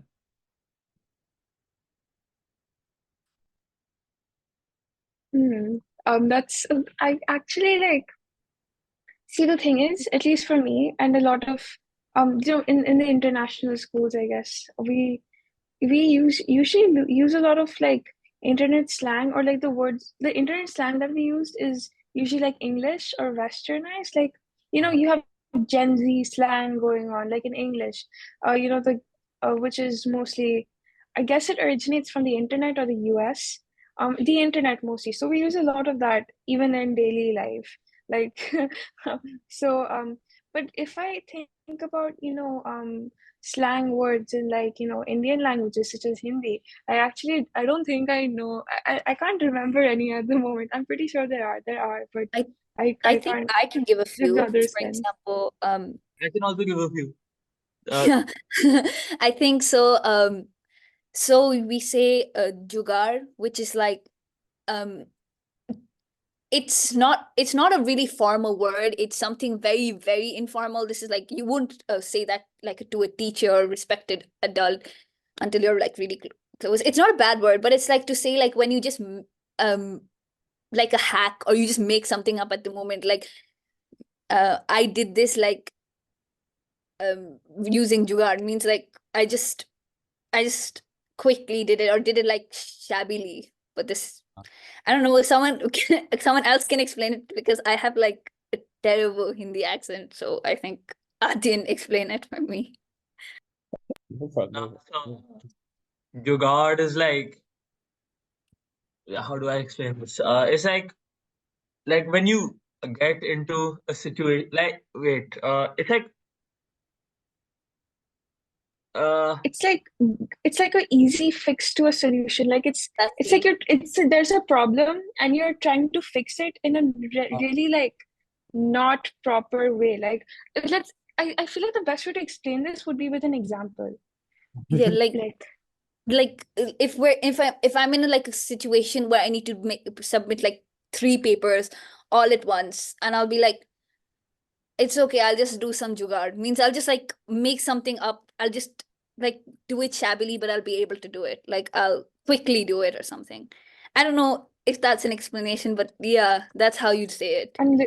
I'm literally searching up examples of jugaad on the internet. It's very difficult to translate what jugaad means. It's like it's fix. kind of like a It's hack. just a It's fix. like Yeah. like a quick fix. Like if a deadline is tomorrow I and I haven't done it, I'll be like, I found an example. It's like a on non-conventional the way of solving a problem, but it helps you get it done faster. Like, and it's like very, very informal. It's like very, I won't say shabby, but if you say you jugaadified something or you did something through jugaad, means like it's very like rough. I don't know how it's like. I found a funny example on the internet. So it's like a picture. So there's like a shower head, right? So you have a shower head, but then like the shower head isn't there. So like, it's just like the tap. So like you want it to act as a shower, but like you don't have the head for it, like for the jets of water to come out. So the picture is basically someone took a water bottle, they made holes in the holes of the water bottle, and they stick the water bottle into the tap.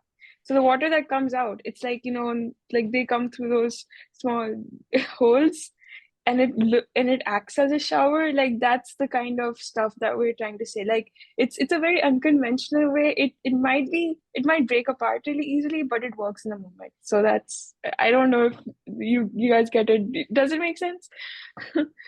I can grasp the meaning, but like if you can type in chat box, I can like search for that. I just Chinese explanation, but I can grasp the meaning. I know what is that.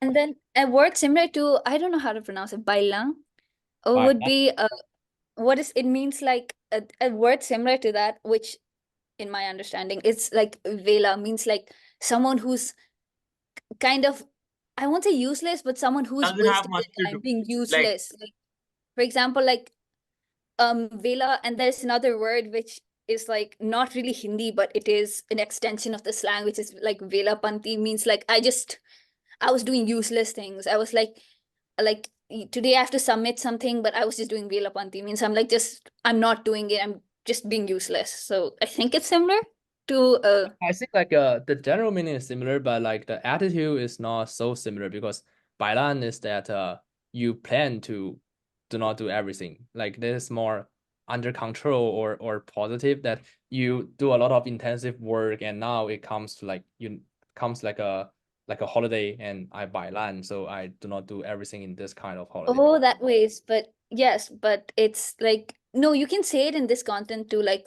if you can say it like this too, like I'm so tired now, I just want to be vela. Like now I'm so tired and now I just want to relax. Like now I just don't want to do anything. So you can say like school is so tiring, I just want to do vela panti. So then that's a slang. In that regard, that will be similar, I think. Yeah. Okay. I can tell you some interesting slang in Chinese. Like for example, in Cantonese, if you want to say like call a boy, you can say 靓仔. And if you want to call a girl, you can say 靓女. Yeah. And like we also have interesting like social words like 钓鱼. Do you guys want to guess what is the meaning 钓鱼 in Chinese for on the internet? So like I want to add like the literally meaning of 钓鱼 in English is fishing, but I mean that is not an actual meaning for Catfishing. slang, but the literal Is it meaning.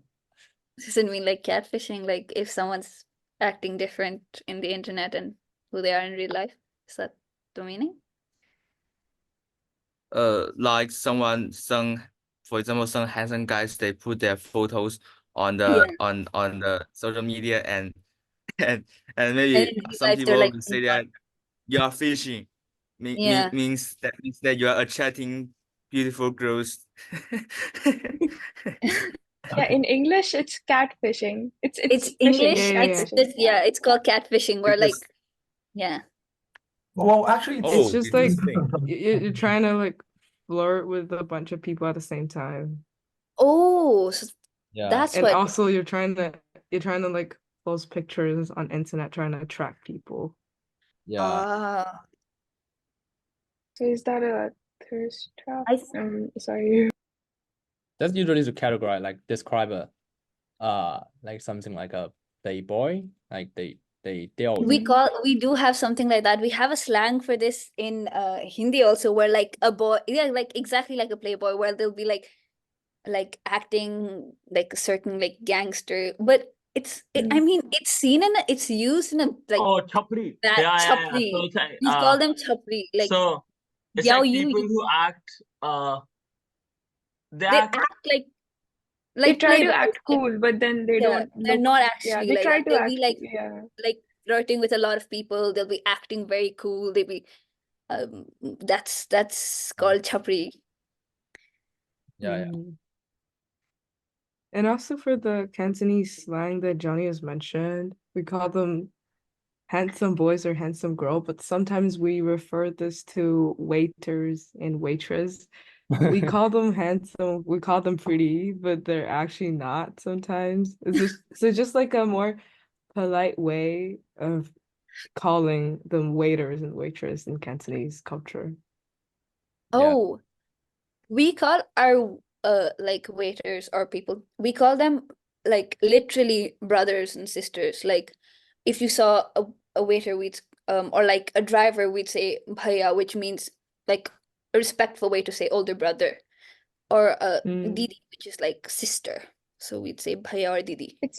So we actually, like, people around us, like people we're not related to, but then we still call them using terms we would use for family. So like, Yeah. For example, like my friend's parents, I would call them uncle and auntie, even though they're not actually my uncles and aunties.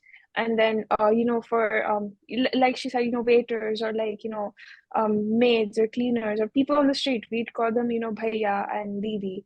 And these are the bhaiya means big brother, didi means big sister. So yeah. This is actually one part of the Indian culture which we can say with pride, because everything else is kind of controversial. But this is something I find interesting and nice about our culture, because calling someone a waiter or something, or like if as a driver, calling them just a driver, can be seen as somewhat derogatory towards them in India, because it's like you're placing them in a level below you. So calling people bhaiya and didi really gives humanity to It's the very concept in a sense. respectful. Yeah, I agree. Okay, so I think we learn a lot from each other. So I mean, we can do a game now, and that is just like, I mean, you can scan the QR code or copy the link. So you will enter that is the Mentimeter. So you just write like, what are your impression on China or India? And the first one I think is for Chinese student. So the first page is for Chinese student, like what's your impression on India? And I hope like one of your Indian students can like to verify whether that is true or not. So you can scan the QR code and log into the Mentimeter.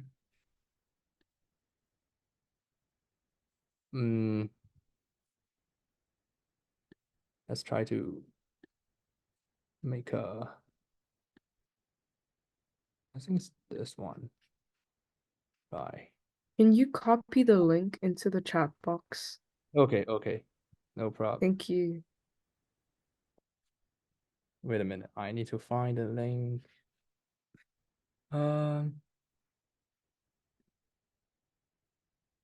Reason share. I think it's this one. Invite link. Yeah, I found that.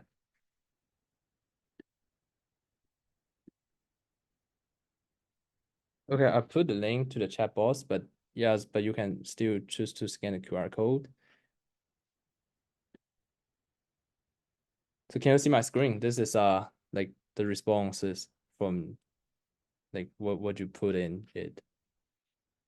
Can you see my screen? Oh, okay. So this is what are impression on India. So Chinese student can just type into the box given by that. Let's find what it is. I can answer this. So the official language of India is Hindi, but again, India is so big that and different regions of India have very different languages. Like Bengali is like very it's more it shares similarities with Hindi, but it's a completely different language. Tamil is very different from Hindi. Tamil shares more similarities with like other foreign languages than it does with Hindi, because they are from different um linguistic roots. So I think in general, especially in international schools, when you're trying to accommodate a lot of different students from different cultures in India too, you need a ground, like a ground rule. And since Hindi is since Hindi is more of a North Indian language to accommodate South Indians too, you can't just say speak Hindi because you're in North India, because that's kind of, so you have to, like we do usually just speak in English. That's why. And And also, like India was colonized by the British for like, many, many years. So English has actually been rooted in the country for a long time because of, the British. So, if you talk to like a random Indian on the street, they will understand you. They will be able to speak English. They may have an accent. Of course, They might have Indians will have an a Indian different accent. Yeah, but in English is very widely spoken in India. It's one of the official languages. Like the It is. government has a bunch, like Hindi is an official language, and a lot of the regional languages, including Bengali and Tamil and other regional languages are also an official languages. English is also an official language. So like government documents and and stuff, they're all published and produced in English. English is very prevalent. Yeah. Yes, so uh, India has about 22 official languages. So there's a lot. okay, to answer the trains question, Indian trains are very crowded. This is not a stereotype. This is not a So stereotype. so obviously there's some trains, if you go to like first class or business class, they won't be as crowded, but most Indian trains are very unhygienic, and they can be very crowded as well. So yeah, So that's true. I think this is rooted. India has, like, what you're saying is the Indians present here are from a very privileged side of society. So although we might not have a lot of experience with trains in India, but if you go towards rural sides of India, or if you go towards working trains, like proper rural metro stations, it's like there's an insane amount of people going there. It's because a train, like a lot of people don't have the privilege to access cars, don't have the money to use cars. So, and train tickets are cheaper here, so then you'll see in the morning 5 a.m. you'll see thousands of people going inside the metro, and it becomes very unhygienic. And Indian toilets, so They're in like more squat rural areas, toilets. Sorry, they go are on. in rural areas they are a bit different. So in contrast to the usual toilet seat, there's just kind of a hole, not like a hole, like a plastic hole in the ground where people do their business. But that's also in more rural areas. Now with more urbanization in India, it's becoming more Mhm. of the usual. So And I think it's also there in other Asian countries as well, like it squat is, I toilets think in so. general. They Squat are in toilet. other Asian countries. Yeah, it's not just an Indian thing actually. It's in other think Asian it's- countries as well. So So squat toilets, I think I've seen it in yeah, other Asian countries too. yeah, Like same. gone to Japan, and it was there too. So I don't know if it's an inherently Indian thing, but yeah, there are in rural areas there are squat toilets. And Bollywood, Bollywood films, I think it's one of the most iconic things about India, clearly. I think it's so dramatical that it's like magical in a sense that if you sit through a Bollywood movie, you'll see it's more of a musical than a movie. You'll see like multiple songs in one go. The plot line is so intense, and then randomly you'll see some edits of like crazy edits where like someone's turning a head. Like everything is true. Like all the memes you see about how Indian films are, they're kind of true, but I think that's what makes them so enjoyable and so reminiscent, where like you can watch an Indian, like a Bollywood film, and like enjoy it thoroughly, because it can never drag on. It's always so intense. So They're also just very dramatic, like it is more than very dramatic. Like it's very, very dramatic. And Indians. Yeah, like there would be some serious action scene going on, and then out of nowhere the characters have reached some mountains and like dancing over there out of nowhere. Yeah, It would have like no context at all. Like no you'll be context with each other. confused, but then yeah. Especially romantic films, like in the middle of like a scene, they'll be like giving a confession, and then they're suddenly in the mountains giving each other like confession, and like there'll be song around. They're Yeah. wearing like very like Their we have costumes would change like every second. Also, yeah I Out feel they of like the randomness of these movies gives the special effect to watch. Like, there's a reason they're so widely watched here, and even though they're ridiculed everywhere else, they're still watched everywhere else, you know? So it gives a different tone, and it shows like it's just a different type of movies. Like, I can't explain it, but it gives the I think Bollywood feel. I think everyone should just watch a Bollywood movie once in their life. I feel like it's an experience to say the least. Yeah. Indians are good. I think this is kind of a misconceptions. Yes, we do have one of the biggest IT sectors in the world. Hence, like a lot of our population is good at computer science. And as Ashmita said, there were like in traditional households, there are only two routes to go. Either go become a doctor or you become an engineer. And a computer science engineer is highly respected. I'm one part of that. My mother is a computer science engineer, so we do. I mean, there is some truth to that, but again, I mean, it is true to an extent. It Like is my a mother, stereotype. It's it like is a saying Chinese stereotype. people are good at math. Yeah, It's it is. like But there that. Not Saying every Chinese Chinese people are person is good good at at math, but a lot of Indians are into computer science. My brother is, my mother is. Yeah. I'm not. I don't know anything yeah, about it. some Ashmita, exceptions. Like even I'm not. so then we're not, but we do have a huge population that is. Yeah. And I think like I mean this kind of statement is not only to say Indian students like to choose this as their career path, but actually in the skill of the word, like the most top computer science sections are from India, right? Like I mean Yeah.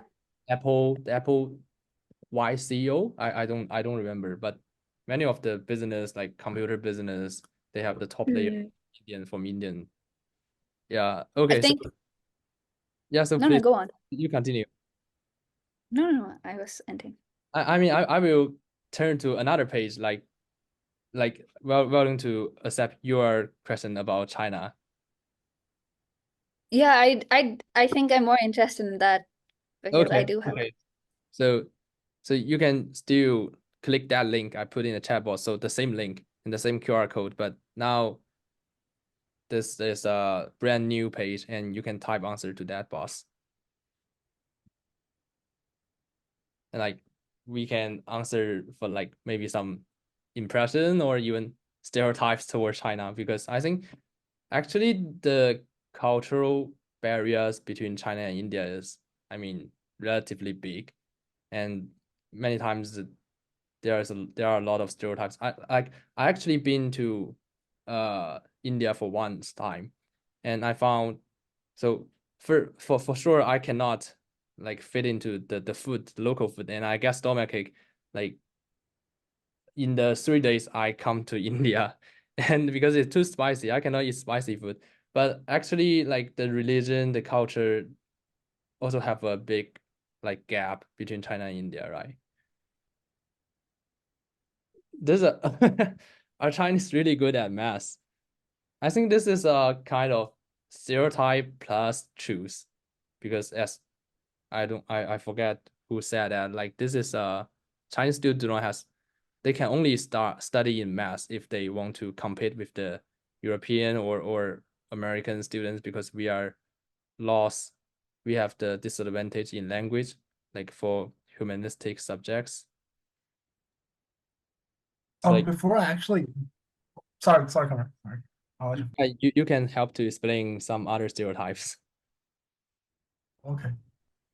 So about math, so before I actually been to US, I thought it was just it's untrue. Like people around the world are equally as good as math, as good in math.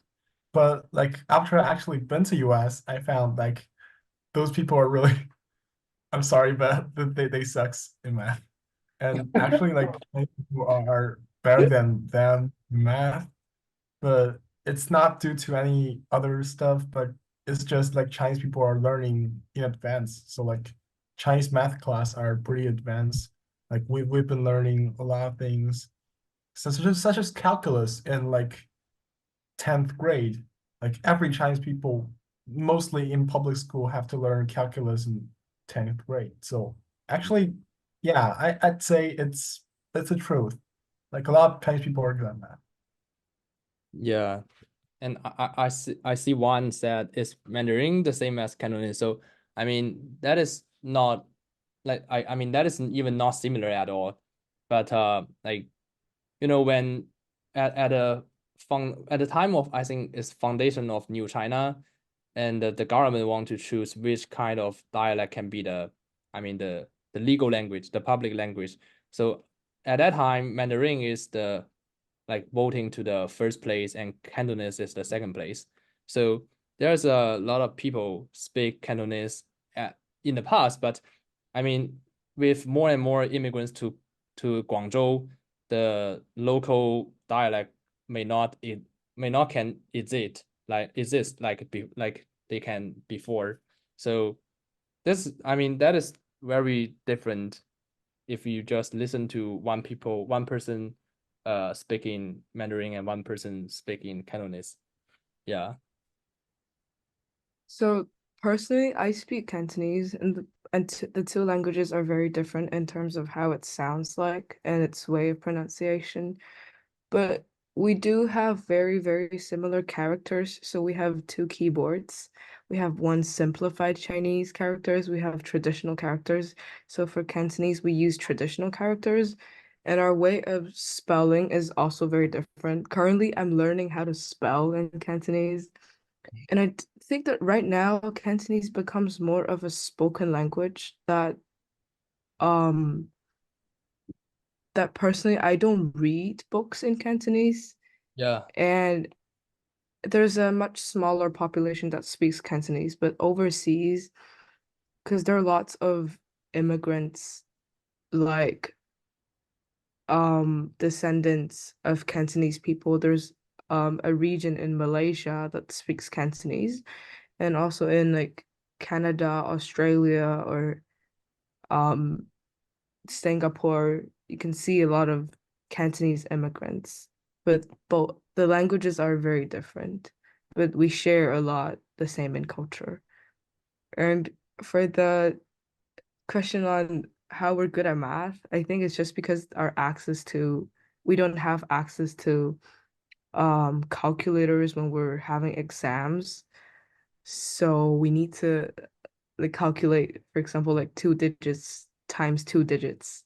But life is much easier if we have access to calculators. So we're like probably trained to do more simple maths. Yeah. Okay, I think we just have time to go one impression, and who want to do that because it's pretty late in China now. Sorry about that. So which Chinese pioneer want to do that? Can we Maybe. do two? I will like respond to the question really fast. So Okay, you can try. Like okay, so about the English skill of common Chinese people. So there's a stereotype like Chinese people are not good at English. And I would say like pretty much on average, a lot of Chinese people are not good at English on average. And I think that's due to the lack of access to internet. As we have mentioned like previously, Chinese people Chinese people don't access to Google, a lot of English contents online. And personally, I only started to use Google when I'm in 11th grade, so like 2 years ago. So before 2 years ago, I don't use Google. I cannot access Google. So basically, Chinese people cannot access to English contents, and our English class are just too basic. They teach very basic contents, and I think that's like a big reason of why Chinese people are not good at English at average. Yeah. yeah, So and about another question, you can if you want like the public school in China, I think like the first thing like the most distinction is that the tuition for public school is much more cheaper than the private school. but like I mean, at the same time, the quality of teaching in public school is also, I mean, less useful than that in private school. So because like Alex said, the English is not good, and I think the math class and the Chinese literature class is also not very useful. Like according to my experience, I don't know whether it is appropriate to others. So I mean, yeah, but the majority of Chinese student body is still in public schools because like Chinese has a lot of poor students who really want to be successful and get a lot of money through education. But the top layers family student or the rich family student, they are willing to go to international school, right? And that is a trend. I think that is a trend in China now, and the trend will be more and more obvious in the future. Yeah, so And I kind of want to. Sorry, Kelly, you can continue. I actually wonder how much it costs for you guys to go to private or international schools in India, because apparently I think in China it's not worth the price. It is. I mean, it's the same.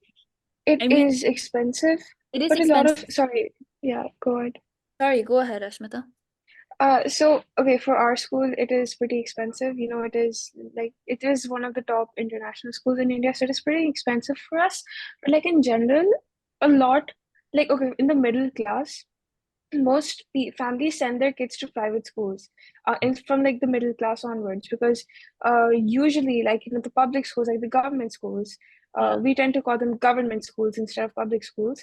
The education quality there is not that great. It's usually people of the lower class who send who send usually it's but from the middle class onwards, people usually do send their kids to private schools, but then those majority of those private schools also have the Indian curriculums. But at the top tier you have international schools, and that's where we have the privilege of going. Yeah. So I think, as Ashmita said, there's a very big difference between a public school in India and public schools elsewhere in the world. Public schools in India are called government schools, and they're usually allocated to lower income families in India. And like China, most of India still goes to public school because a lot of India still is falls under the lower income bracket. But and most of the people in middle class, such as us, go to private schools. So private schools are split into different boards. She said exact same thing, but I think this is different from India and the world around. But public school is usually reserved for the lower state income of public families. schools in India is really bad. Like the way very often in public schools, the teachers don't show up half the time. It's not very regulated by the government, even though it's run by it. So the state of public schools in India are very often not the best. Public schools, yes, public schools in India are, I think that's where it's different from a lot of countries. But this state of public, it's not like a public school you'd see in, for example, US, or public school you'd see maybe in China, because there's a lack of resources in public school. There's a lack of there's a lack of a lot of basic necessities in a school in public schools in India. Agree. Yeah, agree with that. But personally, I would say the teaching quality in public schools in China are actually pretty good.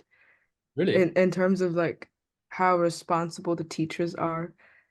As an international school student, there are lots of international students and international school students that complain about how irresponsible the teachers are. So the teachers in international schools are apparently better paid and they have a better work-life balance. But for teachers in public schools in China, they're very, very responsible. They're more, say, closely connected to your parents, your family. And yeah, they sometimes extend their lessons. So like the quality is actually good. And I mean the education in China, I think it's training students to become like a workforce in the society. It's giving you necessary like, skills for public education, but for public education, it lacks training on how on public speaking, on communication skills, and also the skill of critical thinking. That's something about public education. So like I'm partially agree with that, but like here's the thing, like if we just in terms of the teaching quality, I think the private school is the top and the public school is at the middle and the international school is at the bottom. So private school is not, I mean, private school, they still study the like kind of knowledge that public school they need to do because they still need to go through the Gaokao. But international school, their teacher is like a little bit lazier or not so accountable because they are not like, for example, the score for Gaokao can push the teachers to extend their class or to teach their students one versus one. But in the international school, there is no such, how to say, like skill to teachers do that thing. Yeah. Okay, so yeah, you please. No, it's okay.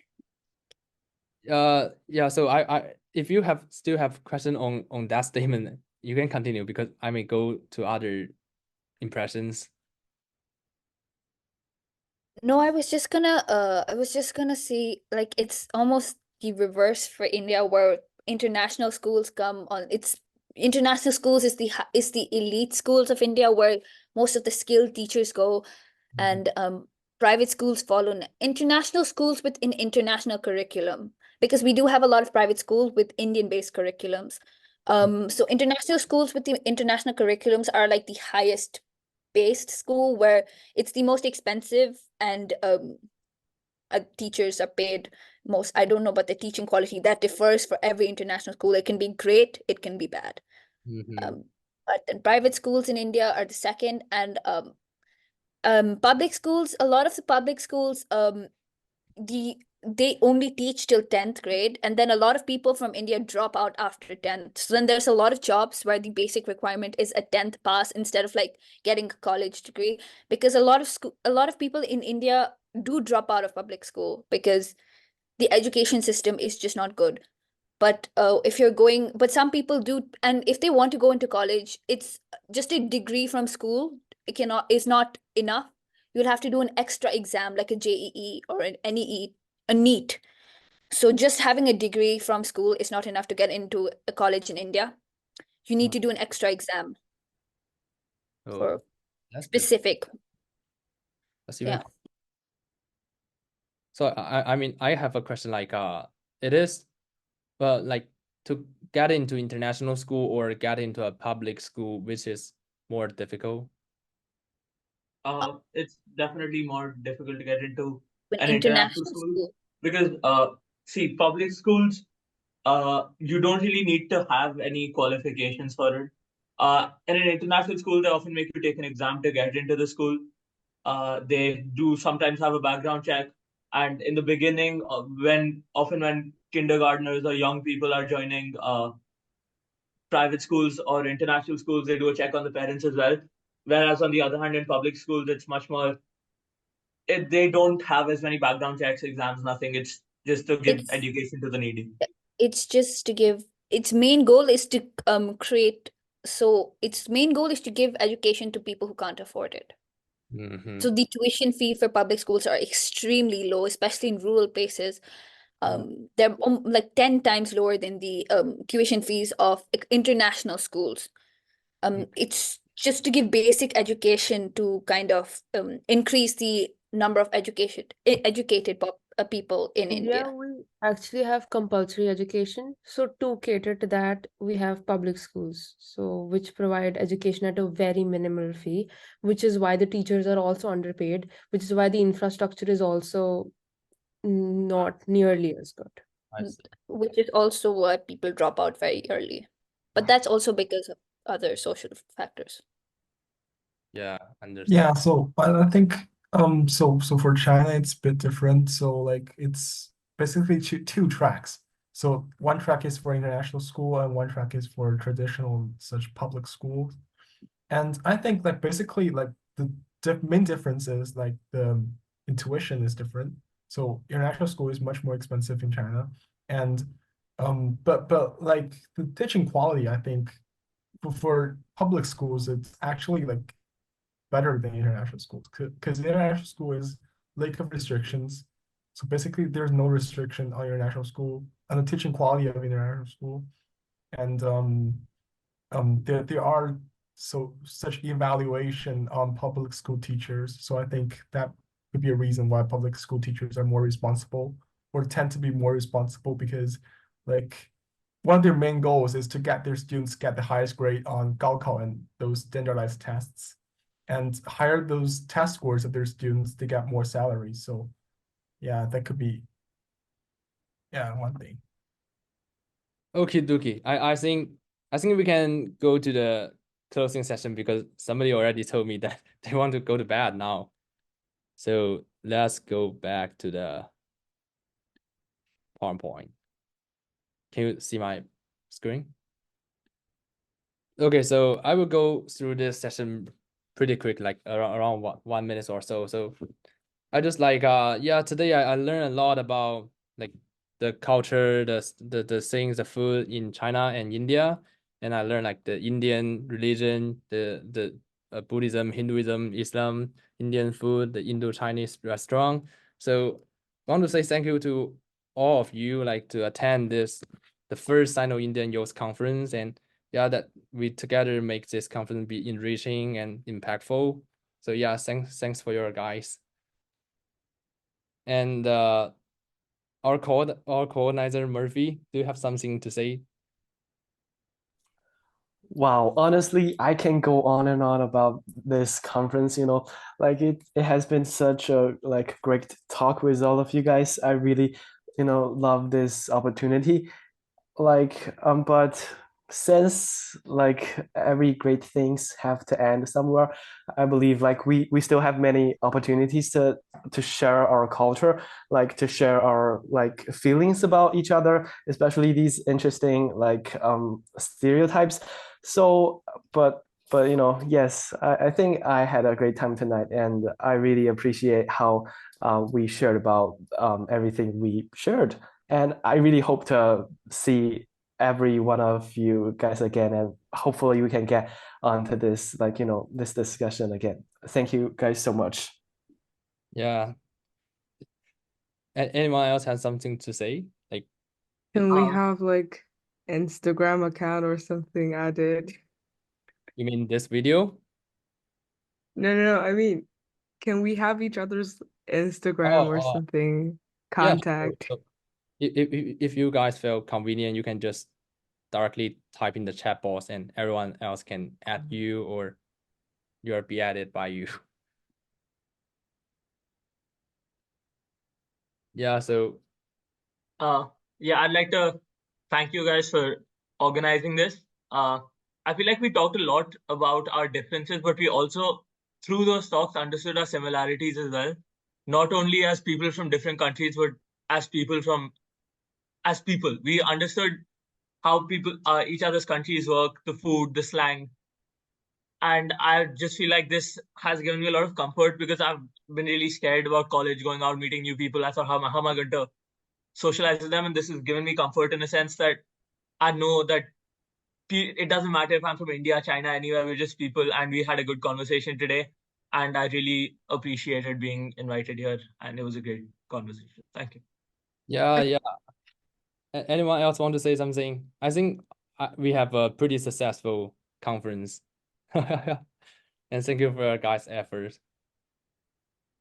It's my first time attending this kind of conference. And actually, I'm here more for learning than sharing.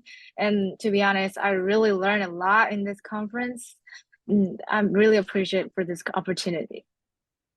Yeah, thank you. And I see like, there's a lot of, this is the email or the Instagram in the chat box, and you can copy that or so I will stay on this page for several minutes and maybe you can just copy the Instagram name from each other.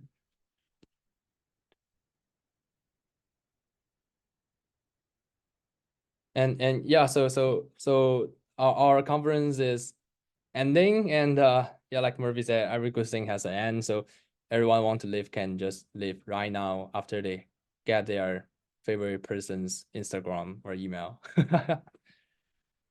Bye bye. Goodbye. Bye-bye. Goodbye. Thanks for your effort. Thanks for attending Bye. the conference. Yeah, thank you for having us. Bye-bye. Yeah, thank you. You're pretty handsome. Goodbye. Thank you. Bye-bye. Nice day.